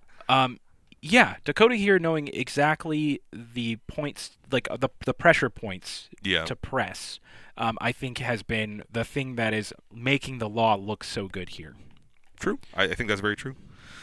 We just saw Moscato get added to hand there from the side of Katakuri, playing out the Pudding there. And then sizing up some attacks here. Looks like it'll be a 6, an 8, an 8, and then maybe something else later here. Trying to whittle out that last life from the Luffy player. I don't want to do the math for them, just in case one or both of the players are spectating the stream here. This being a webcam local, that is something that could be happening. So we want to make sure not to do the math out loud. just in case it Sure. is maybe it's a line they didn't think about or something like that. You know what I Gotcha. mean? It is of course up to the players to win the game for themselves, and you know, even if our math is wrong or bad, we don't want to give them ideas that's they fine. hadn't already had. Yep. So whittling out that last life, it will be the objective here this turn. Trying to figure out how to squeeze over the 6K power that this Luffy leader has. Yeah, 6K coming down. I mean, and honestly, Cody here knows exactly the pressure point that he's trying to avoid as well. I mean, we've seen him counter out or attack with precision both times, so he knows, if he's able to take this life, Yeah. he'll know that, Yeah. right? Yeah. So we'll be able to glean a lot of information based on what he does here. But this is a 6K coming across at a 6K lead. So Well, that attack was countered out of. Okay. Brook was the discard. okay. So that one has been answered. Just trying to figure out what the future attacks here are probably going to be like from the side of Katakuri. Definitely not envious of that. Okay.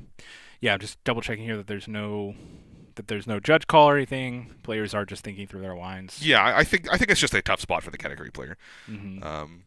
Well, you have complete board advantage. Okay. And you really are in what? Yeah, Katakuri was also just confused by the Brook being discarded. They didn't catch that Brook was discarded. Okay. So they had to just confirm that. Okay, that's kind of where I was at too. I thought the 6K was still coming across. But okay. Yeah. I don't know that it's a difficult spot for Katakuri. I mean, he's got plenty of life. He's got complete board advantage. It is just it's a confusing spot. Sure. Because they don't know exactly the card pool of this Luffy player, just like sure. we don't. And so they're always like, oh man, is it okay? Like, is this what I'm supposed to be doing? So you need to have like that well-practiced routine baked in. So the last life was just taken. Okay. We are just pressuring as much as we can We're here. going to see Luffy's ability here to stabilize at 0. I mean, this is certainly a spot Luffy's going to find himself in quite often, as he is only a 3-life leader. So, like, you either stabilize at 1 or 2, or you just fall to 0 and have to, be expected to deal all the damage along the way. Now, this is the consequence of having repeated 9 or 10K attack turns. You have not established the board like you probably wanted to, and so we have to, ask. If you were able to run this match back, would you have mulligan stronger, or would you want to take a mulligan if you didn't before already, or is this the hand exactly that you were looking for? Yeah. And then it looks like we were able to get out of that one with the Blast Breath and Charlotte Brule. All right, we've got the last card play there. Got the blocker to come down. Probably not something that was exactly necessary to touch down this turn. But we'll see. We'll see what tools the Luffy player has here. I think it's fine to play this turn. I think your next turn is going to be large attacks turn. So now you've just got some insurance on this. Okay. 10-drop Luffy coming down. Yeah, 10-drop Luffy has an interesting ability on it where if your opponent uses a blocker, I believe you can kill an 8K or less. So definitely the Brule is a little bit awkward into that, but you did force your opponent to play this 10-drop this turn specifically. Yeah, so of course, new Luffy having Rush, and then once per turn, when your opponent activates blocker, you can KO up to one of your opponent's characters with 8K power, which is hilarious that it played, the Brule plays into that card so nicely, as you're able to say, hey, if you want to use the Brule that you just put on the table, I'll be taking one of your Katakuris, please. Well, I think Katakuri knows about that too, because they obviously played knowing that it was revealed from the life. So correct. You knew this play was possibly coming. It's just saying this Brule could have effect later on. Yeah. Looks like we are pitching out to that attack. And then just have to make sure our attacks back can work. This Law is a blocker, so you can't just do big attacks, but you can do multiple attacks with these Katakuris that are on the table. You're gonna have a lot of big attacks, and Luffy only having 5 cards in hand, zero Dawn is we're gonna have to see how we get out of this one. Not exactly sure. It'll be a difficult spot. It will be quite the challenge here to get out of this one, but we'll see. We do have a density of larger attacks. Yeah. And this is where being a 6K leader overall plays a giant role. right? Yeah, for sure. That represents cards. Basically, every single turn, like every attack, represents free cards in hand almost. So it looks like we're sizing up for what would be a 10k attack here with the Katakuri. Yep, going 4K over makes sense. Just size this up so your opponent, if they would play the zero cost event, they wouldn't just get an easy little counter out if it was just an attack for 8. It looks like we're considering what cards to pitch here, and there is the zero cost event, I believe, plus the Brook being a 2K, so got out of that one. Probably do the same attack again. Your opponent only has 2 cards in hand, I believe. Takes you to 11. Yeah, that counter out costs 3 cards. Yeah. So we have to get out of that. We have to get to the next 10K, which this attack probably should be for 10. It's an attack for 11. It looks like. Oh, that's a block. And then this is going to be an attack for 11. This will be an attack for 11, correct? Yeah. So 2 11s now. I probably would have gone 10-12 here, but you think? I don't. He could. He. How can he get out of an attack I don't for 10? know. He cannot get out of an attack for 10. Yeah. Yeah. So it doesn't matter. It's the same either way. True. If he can't get out of a 10, then he can't get out of 11. It's Yeah. fine. It's fine either way. All right. So we are gonna hop out of this game real quick and switch back to us. Yeah. Unfortunately, Luffy just it feels like they didn't do anything in the mid game. The laws were very cool, very strong cards. Yeah. Well, it seemed like it was trying its best to take those life at the critical moments that it needed. It needed to be at 2. And was trying to get there, but Katakuri having blockers and ways to counter out consistently really stifled that plan a little bit. So. But an impressive showing for Trafalgar Law. I mean, that was the only real card that we saw hit the table. That card is powerful. Definitely feel strength in that card, I think, here. Yeah, we asked the question of, is Trafalgar Law, a strong enough card to single-handedly destroy the entire Katakuri deck? And the answer is almost. It's not a bad option. It held on for a long time. Yeah. And I don't think that we would have seen the game even go as long as it did without, the back-to-back Trafalgar Laws coming down. So, yeah, I mean that card having an impressive showing just from the very first time that it's on stream is promising. Would be interesting to see where that card will go moving forward. Definitely feels like it's at home in that Luffy deck, but I'd like to possibly see if it's also good in other purple decks. Mm-hmm.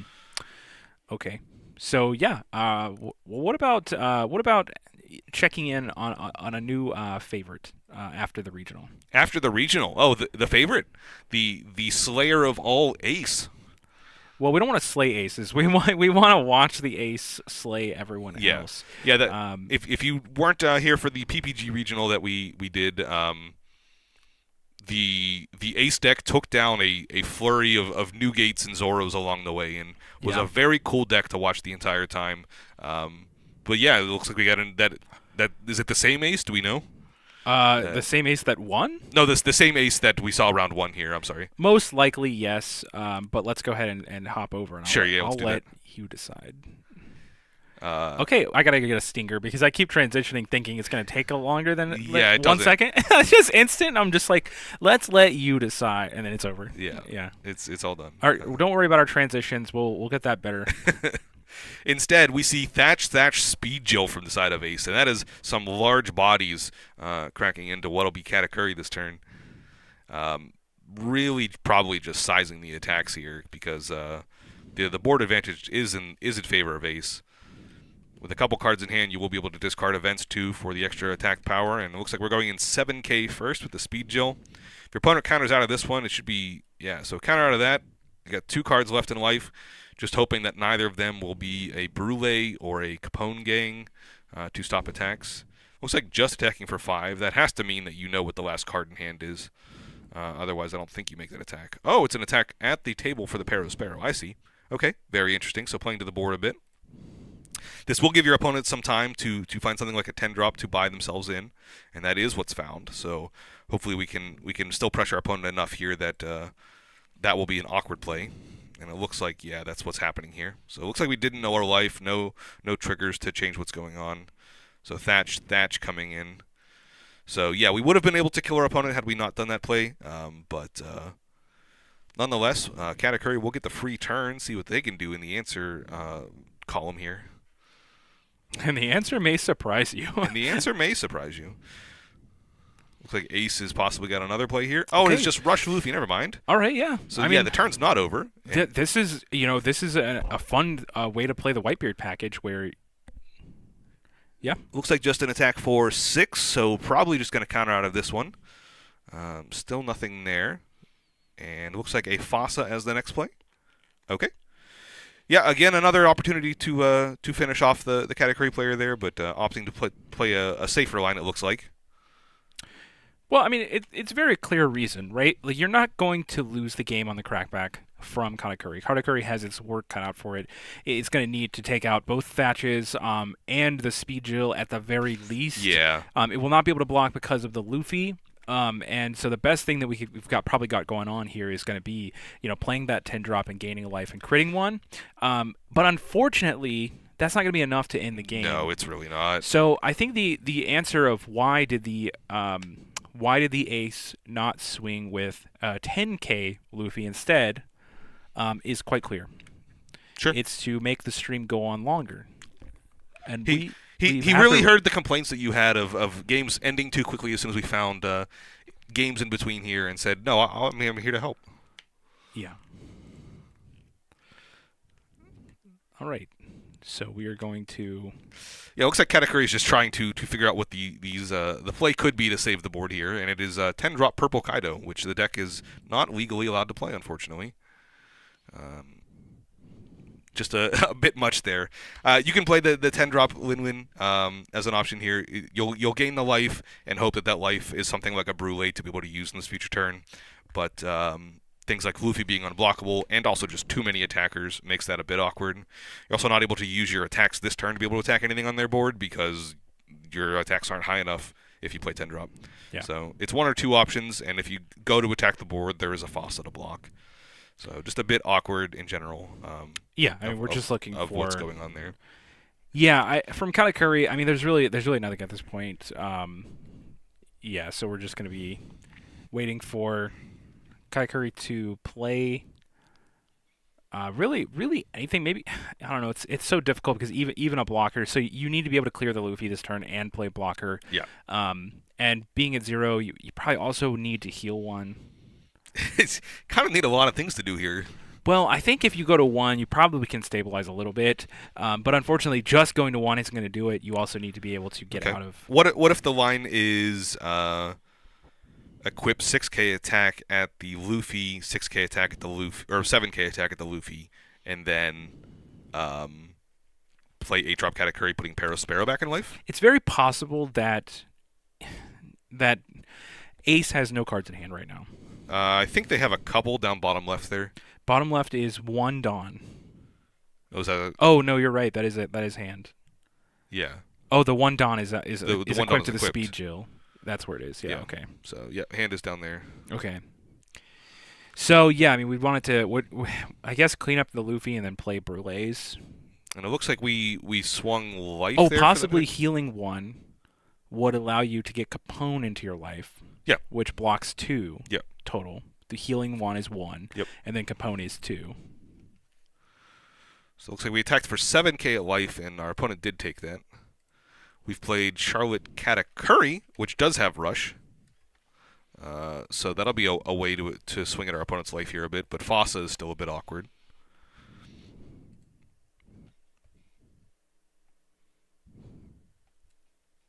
Looks like we are going to an attack for 7 here. We know Thatch is the last card in life there, so not too worried moving forward. But the Fossa will just block this, and looks like that was our possibility on line out. Attacking for a total of 9k here. Could be towards the board, could be towards life. Looks like it is towards life. I mean, you just take this. At the Thatch. Now, the Rush Katakuri was something different. That was certainly kind of that surprise factor. Yeah, that was the way out, but the Fossa was the blocker that made it obnoxious. And Ace does just take this one. Too much going on there. I'm not exactly sure of the sequencing of the concession there. based on player hand interactions. But what? Regardless, we know the outcome was certainly that the ace was taking that due to that double thatch looks pretty nice. Yeah, double thatch is pretty strong. Yeah, I mean, I think ace being like not really losing much power due to the bans. Like I think it had the Marcos were important to that deck. I feel like. I think so too. I think Flame Emperor is strong into yellow, but you think the 5-cost Marco was super important? It felt like one of the best bodies you had going on with that that deck. You deck. could just as we saw playing Speed Jill, playing Thatch, like you find ways, like you don't have the removal, but at the same time, what are you removing? Yeah. I mean, I guess that's fair. I mean, Law is gone. Yeah. Okay. All right, that's interesting. With Curly Dan and Nami gone, Law is... Yeah, so maybe Ace does pick up here. Right, because it didn't lose any power. Yeah. Like organically, it might have even cut the 5-cost Marcos to begin with. It's fair. Because it is just off rate. It is off rate, but it is something that's hard to remove. Yeah. That's true. It is very good for certain sticky matchups, and then the like black-purple matchups. It is very sticky, but yeah, I mean, I think you're probably looking for ways to more fight against Katakuri than you are trying to answer these smaller things. So yeah. All right, so we've got round 4 paired. Okay. So if you want to talk to these folks about what we've seen today. Yeah. So we saw round 1 was Ace versus Katakuri. We saw Katakuri take that one, I believe. Ace fell in that first round there. Round 2 was Purple Kaido versus Katakuri, and we had talked about Purple Kaido as being an option of, hey, could this be something that could answer Katakuri moving forward? We did see Kaido fall in that matchup specifically. I believe Katakuri took that one. But I think Kaido could be an option moving forward. It was very interesting. Kings were very cool, able to buy back some nice board there. And then round 3, we saw Red-Purple Luffy versus Katakuri, and we saw Katakuri take that one. So I believe Katakuri's taken all 3 rounds today, which has proven that it is kind of top dog in the meta right now. Mm-hmm. But it will be interesting to see if anything's able to find the answers to those moving forward here. It has been like an excellent identifier of like what exactly the menace is, and confirming for everyone that their suspicions were correct. Yeah. We are just full shifting. Now, we didn't see Katakuri win every round. I'm sorry. Which one did I? Kaido. Oh, did Kaido win that round? Kaido won that round. Okay, I forgot. Remember sorry. crit? Oh, the crit at the very end. Yes. Crit, yes, swing the crit for lethal. Yeah. So Kaido did win. So Katakuri, Kaido, then Katakuri. Yeah. And so we've seen that we've seen the menace, right? Yeah. We've seen Katakuri, but we've also been able to see a couple of ways that Katakuri's weaknesses make it a very fair opponent. Where it does feel like, the 10-drop slams are big boss monsters, but while they're doing that, they have less cards in hand. And so being able to attack them on the hand to control, like that axis has been the weakness that if you're able to exploit that and keep the pressure up, you have to do that. That's a very important component of it. If you're able to exploit the hand size and keep the pressure up, you have a steady shot of winning that game. I think that's fair. And cards like New Trafalgar Law will 100% play that role. Yep, yeah, they will. Kaido at leader ability, we've seen play that role. Yep. We're excited to see the 10-drop Kaido just board wipe play a similar role where it's like, hey, you've put your hand onto the table. Now it's time for me to take that out. So yeah, I think I'm very excited to see what these players are able to come up with. But for the rest of today, we are of course going to be watching Katakuri mirror matches in the finals. The final table here will be Katakuri versus Katakuri. Something we could have probably expected, but the classic pairing of what these two decks will look like. It'll be interesting to see what they've decided to register in those flex spots we talked about, whether we'll see Yamato in this matchup be actually strong, whether we'll see Katakuri's tucking Katakuri's away in life. What the exact options will be here. I think we almost got into the Katakuri mirror match back in round 2, but that was one that finished up like right when we switched into it. But one thing I was excited to see from today was to see like how players were morphing their decks for this mirror match, how you sequence your lines based on are you on the play, are you on the draw. Yeah. Those are important factors. at a competitive level. Yeah. At the regional, at the Treasure Cup level, and even thinking a little bit ahead to January. At the nationals level, True. what is going to be the thing that gets us there? And I think, of course, will it be in set 5 by then? So, distantly, that is a little bit less relevant. But, being able to adapt, on your feet, those are the things that make competitive players truly stand out when the format is not fully evolved like it is today. So these players, super heads up to to the few that we've seen on camera today. Yeah. I think that they've been well practiced and are really showcasing some of those skills that are necessary to be at the regional level. Now, this is of course a local, but we're always looking for that talent that's going to be able to step up into the next level of tournament. Yeah. And I think we're starting to see it here. So yeah, you ready to switch over? Yeah, let's go for it. Got some mighty Katakuri action. Both sides looks like they're rolling die, kind of resolving who's going to be going first here. And I think this is a matchup that you'd probably like to go second in. You win that extra card in the matchup. Going second doesn't necessarily cost you a whole lot here. And the deck has been able to find cards that are able to be played on the odd curve a bit more with the Randolph, with other type cards that have been added in here, but definitely still I think slightly favored if you go second here. So probably the option that'll be chosen for whoever wins that one.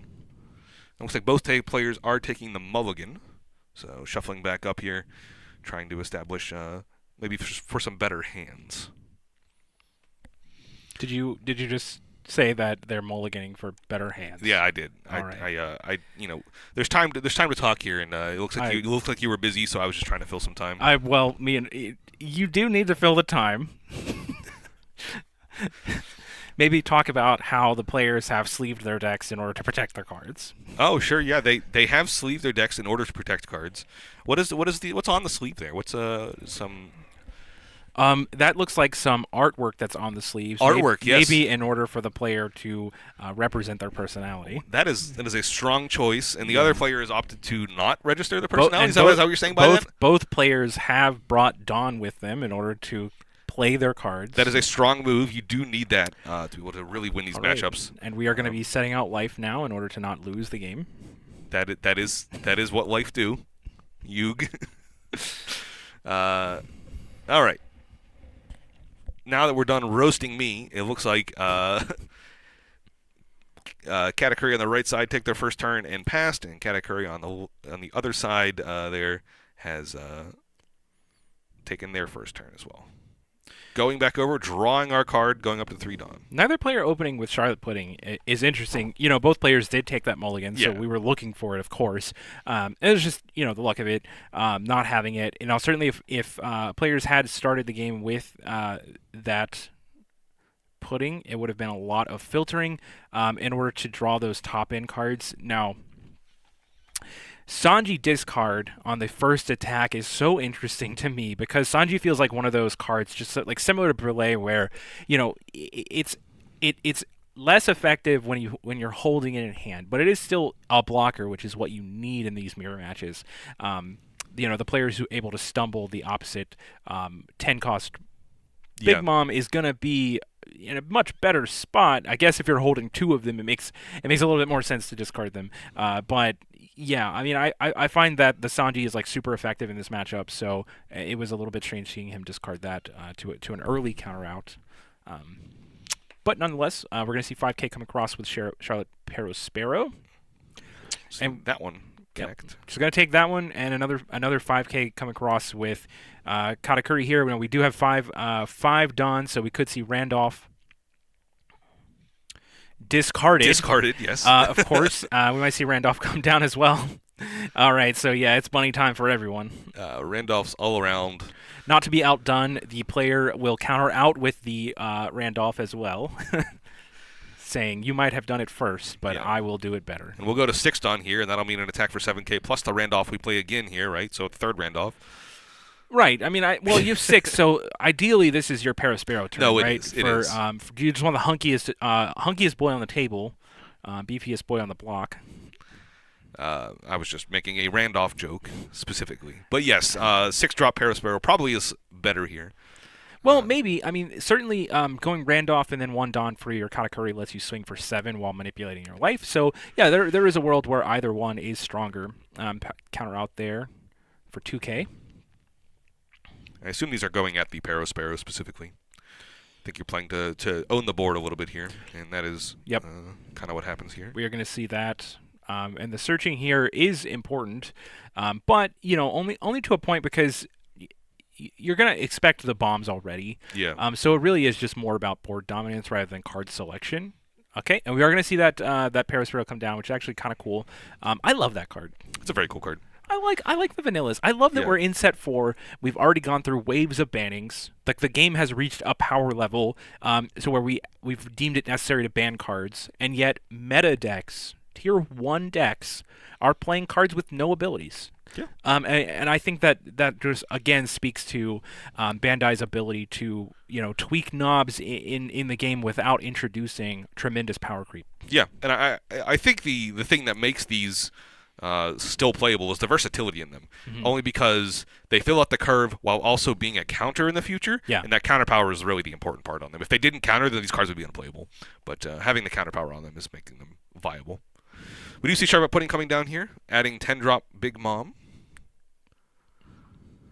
So we will have the top end, and then probably playing the 6-drop Parasparrow that we picked up last turn off of our 3-drop Parasparrow. And that is the play. Yeah, and we're certainly in a more precarious position here, being the top player. You're gonna be able to swing on the Randolph twice this turn. Yeah.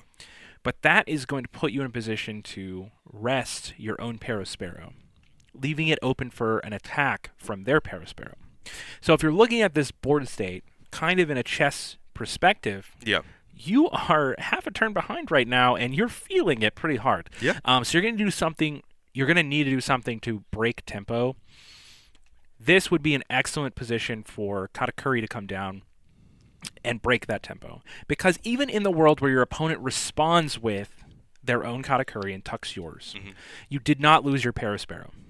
Yeah, I think that's fair. And so that's a great way to break the tempo of what's happening right now. And that's something that we're really, really going to have to think about over the course of this turn. How do we spend our Dawn breaking that tempo? Because right now, it's looking kind of bleak.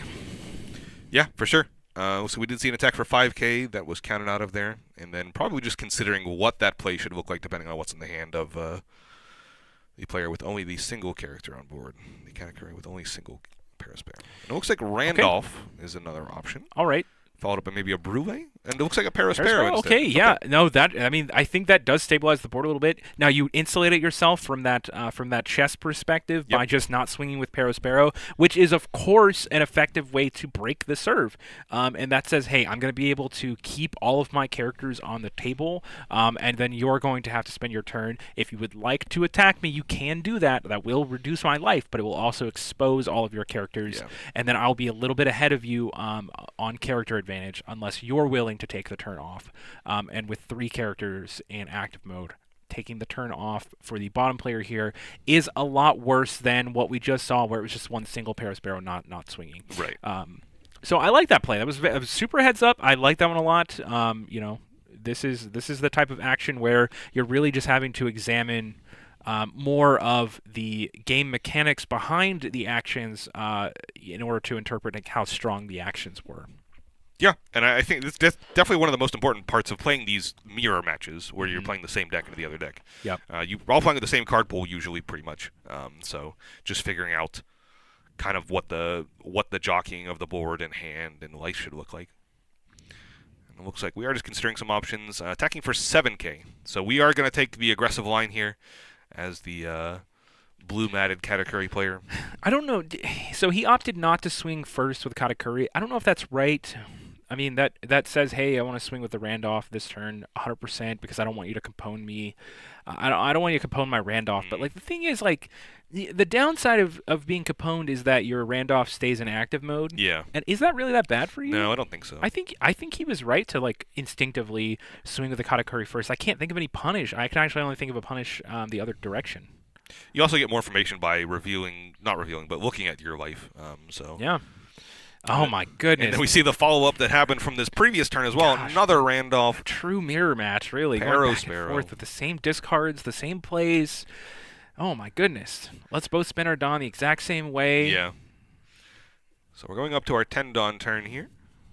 And, notably, neither player playing Katakuris. ACOS. Yeah, so far not seeing them. Not touching down. Yeah, no one wants to be the first one to put that on the table. I think that's respectable. But one thing that we hadn't seen really is 7-drop at all today. Yeah, and I think that's fair. You're going to see that kind of slowly phase out a little bit as red is less prevalent. That was kind of your best answer to the red decks as a early top-end bomb while also being able to pressure life a little bit. And, we're just going beefy with these true vanillas. I mean, Parasparrow even having vanilla stats, so I mean, yellow just being the most fair deck that it can be until it gets to about 10 Dawn. Yeah. Then doing a little bit of unfairness here, but just the strength of having good statted characters. And we're really seeing a whole mid-range game here being played. Shirahoshi off the life, going to allow us to draw 3 cards. Discard 2. Now, if we were having difficulty finding anything, as we've already seen the bottom player has not been, but this is going to filter us a little bit more towards the engine that we want. Discarding our probably second copy of 10-drop here. Yeah. Or possibly even third. Yeah, it's very interesting to discard any, because I think you could just play a game where we're going to say we're going to start chaining them, and you got to find answers to yours, and then mine, and then yours, and then we're going to keep going back and forth with this. Yeah, I think that's fair, actually. Like, do I really want to discard this thing? Like, if I'm holding all 4 of them, even in that world, how bad is that? Yeah, I don't know how bad that is, unfortunately. You just play all 10 of you just play all 4 of your 10 drops if you have them. The option was taken there, so discarding a 2K as a counter out of that Parasparrow attack. Then a Randolph attack coming in. It looks like we do have another trigger. As we a Thunderbolt off life. Okay. Cannot take out the Parasparrow. Randolph is a good target, though. But Randolph coming off the table is a pretty sizable tempo swing. Okay, I see.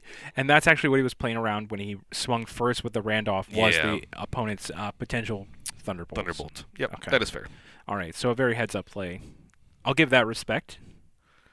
And then attacking for 8K with the Parasparrow. Assuming we get life, that's where everything else has been so far. And it looks like 2 discards there. Moscato and, I believe, Capone Gang. And coming down with the 10-drop Big Mom. Okay. You can crit away a life. And that is another 10-drop gone. It is the life tango time. So we've answered 2 of the 10 drops from the blue category player. It is time for swings. It is time to start swinging.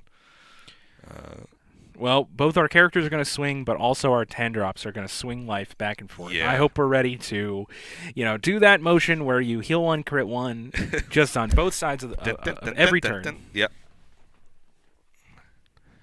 But you can also take a more aggressive approach. I mean, this is a big thing too. Is like you always have to wonder, like, you're spending your 10 Dawn, critting your opponent 1 life, but is that better than just splitting the Dawn across your characters and saying, like, no, I want to get 9K across with my Parasparrow. I want to get my Randolph to be 9K. I'm going to get my leader to be 9K.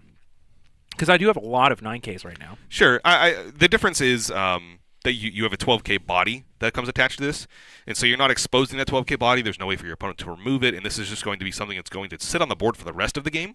So it's determining how long you think the game still has left in it. And if you think the game has about 1 or 2 turns, then yeah, you can consider some of the smaller attacks. If you think it has more than that, I think the 10 drop is pretty reasonable. Like, the thing is, like, if you're thinking, like, maybe this is the turn where I can go for lethal. Like, I can actually just take my opponent out this turn. Paying 10 to deal 1 damage is not as attractive as paying 2 to deal 1 damage. Right, no, I agree. And even the 7K, he just took that. So, now we really have to consider, like, is the 10 drop, is my 10 drop going to be the most effective thing I can do here? This kind of Curry player is saying yes, it is. As this 5K leader swing here is going to, solidify that this is definitely the turn. I'm playing the 10 drop back at you, but I think a real consideration here is how big can I make these attacks? And even in the world where my opponent counters out, they've lost so many cards that it's hard for them to tempo the game back in their favor. I agree. And we do see that 7K into the 5K Parasparrow there. Okay. removing a body from the board, saying we're not winning over these next couple turns. You're going to be threatening us a lot more, so we need to make sure the board is cleared down. And one strong advocate for this is that we are playing against Katakuri, so it is difficult to say like, well, in the next 3 cards that they look at, will any of them be Brule or will any of them be Capone or Sanji? We have so many options to punish the direct attacks that we really have to consider that as part of the overall game plan. Like, is it actually correct for me to dump all my Dawn into this? Yeah. And so that is one thing too that the 10 drop is insulation against things going wrong. But here we have Perospero coming across, a hybrid of multiple different lines happening right now, where we have put our opponent down to 2, and then now it's time to kind of clean up the board a little bit. So we are going to use 2 of the 10 Dawn that we had set aside for this Perospero. Assumedly attacking the other Perospero across the table. Correct, yeah. We're just trying to bleed a couple of cards here out of the way. So that's going to be 3k out. Yep. Which is fine, and then 8 drop Katakuri coming down to take care of the Perospero. That will be the play. Looks like we're instead choosing to put Shirahoshi back, maybe? Yeah, I think I'm I don't know, it's tough because if your opponent just 10 drops you again, you go to 0, are you able to counter out of 5k and a 12k? That is kind of the question to ask, here. But then again, Shirahoshi is going back. Realistically, are you able to get out of this 8k plus a 12k plus? Yeah, the 8k attack is the thing to worry about here, because if that 8k attack just connects, you could have just answered the 8k instead. Yeah, I mean it's tough, right? It's like you kind of just had to go for lethal this turn, and I think that was at the moment where that doesn't. I mean, we're talking about do you 10 drop versus not 10 drop. Yeah. But in either context, I mean, it's all how much damage can I deal? Yeah, it's and so the Katakuri line here being kind of the opposite of that, it feels like maybe we missed. I don't know if we're able to survive this turn. It all changes, like, right. Okay, and we've got the Sanji there. That is a heads up play. Like, Katakuri is going to certainly have that information in order to, he's got all the information here, right? And so the lines really have to be based on what is in your life. Thunderbolt hitting the Sanji is going to be... It's pretty strong. Wow. Pretty strong. That's incredible. So now we've got 12k coming across.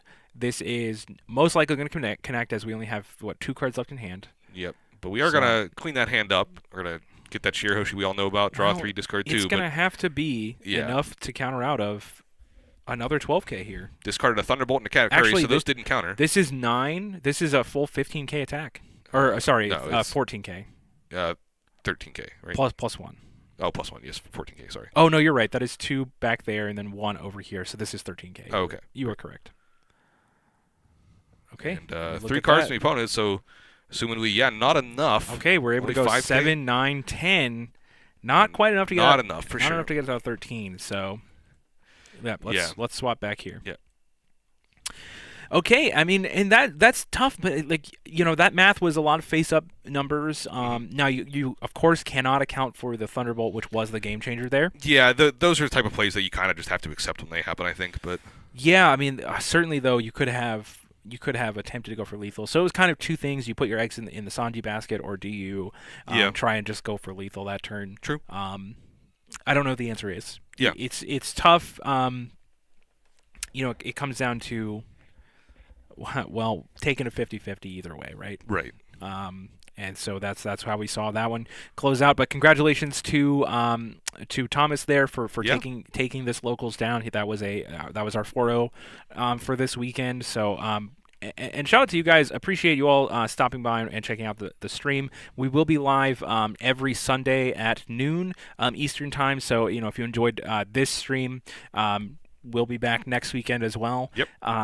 And thanks you guys for if you're watching our stream after playing in the local here, then thanks so much for joining us in the local, and we will catch you guys next week. Yeah, next week. Be pretty exciting. If you're still sticking around, we appreciate it a lot. Consider subscribing to the channel. We can get some updates in the future whenever we do these again. True. Yeah. Yeah. Yeah. Subscribe to the channel. Yeah. That'd be great. Bye, guys. See you later.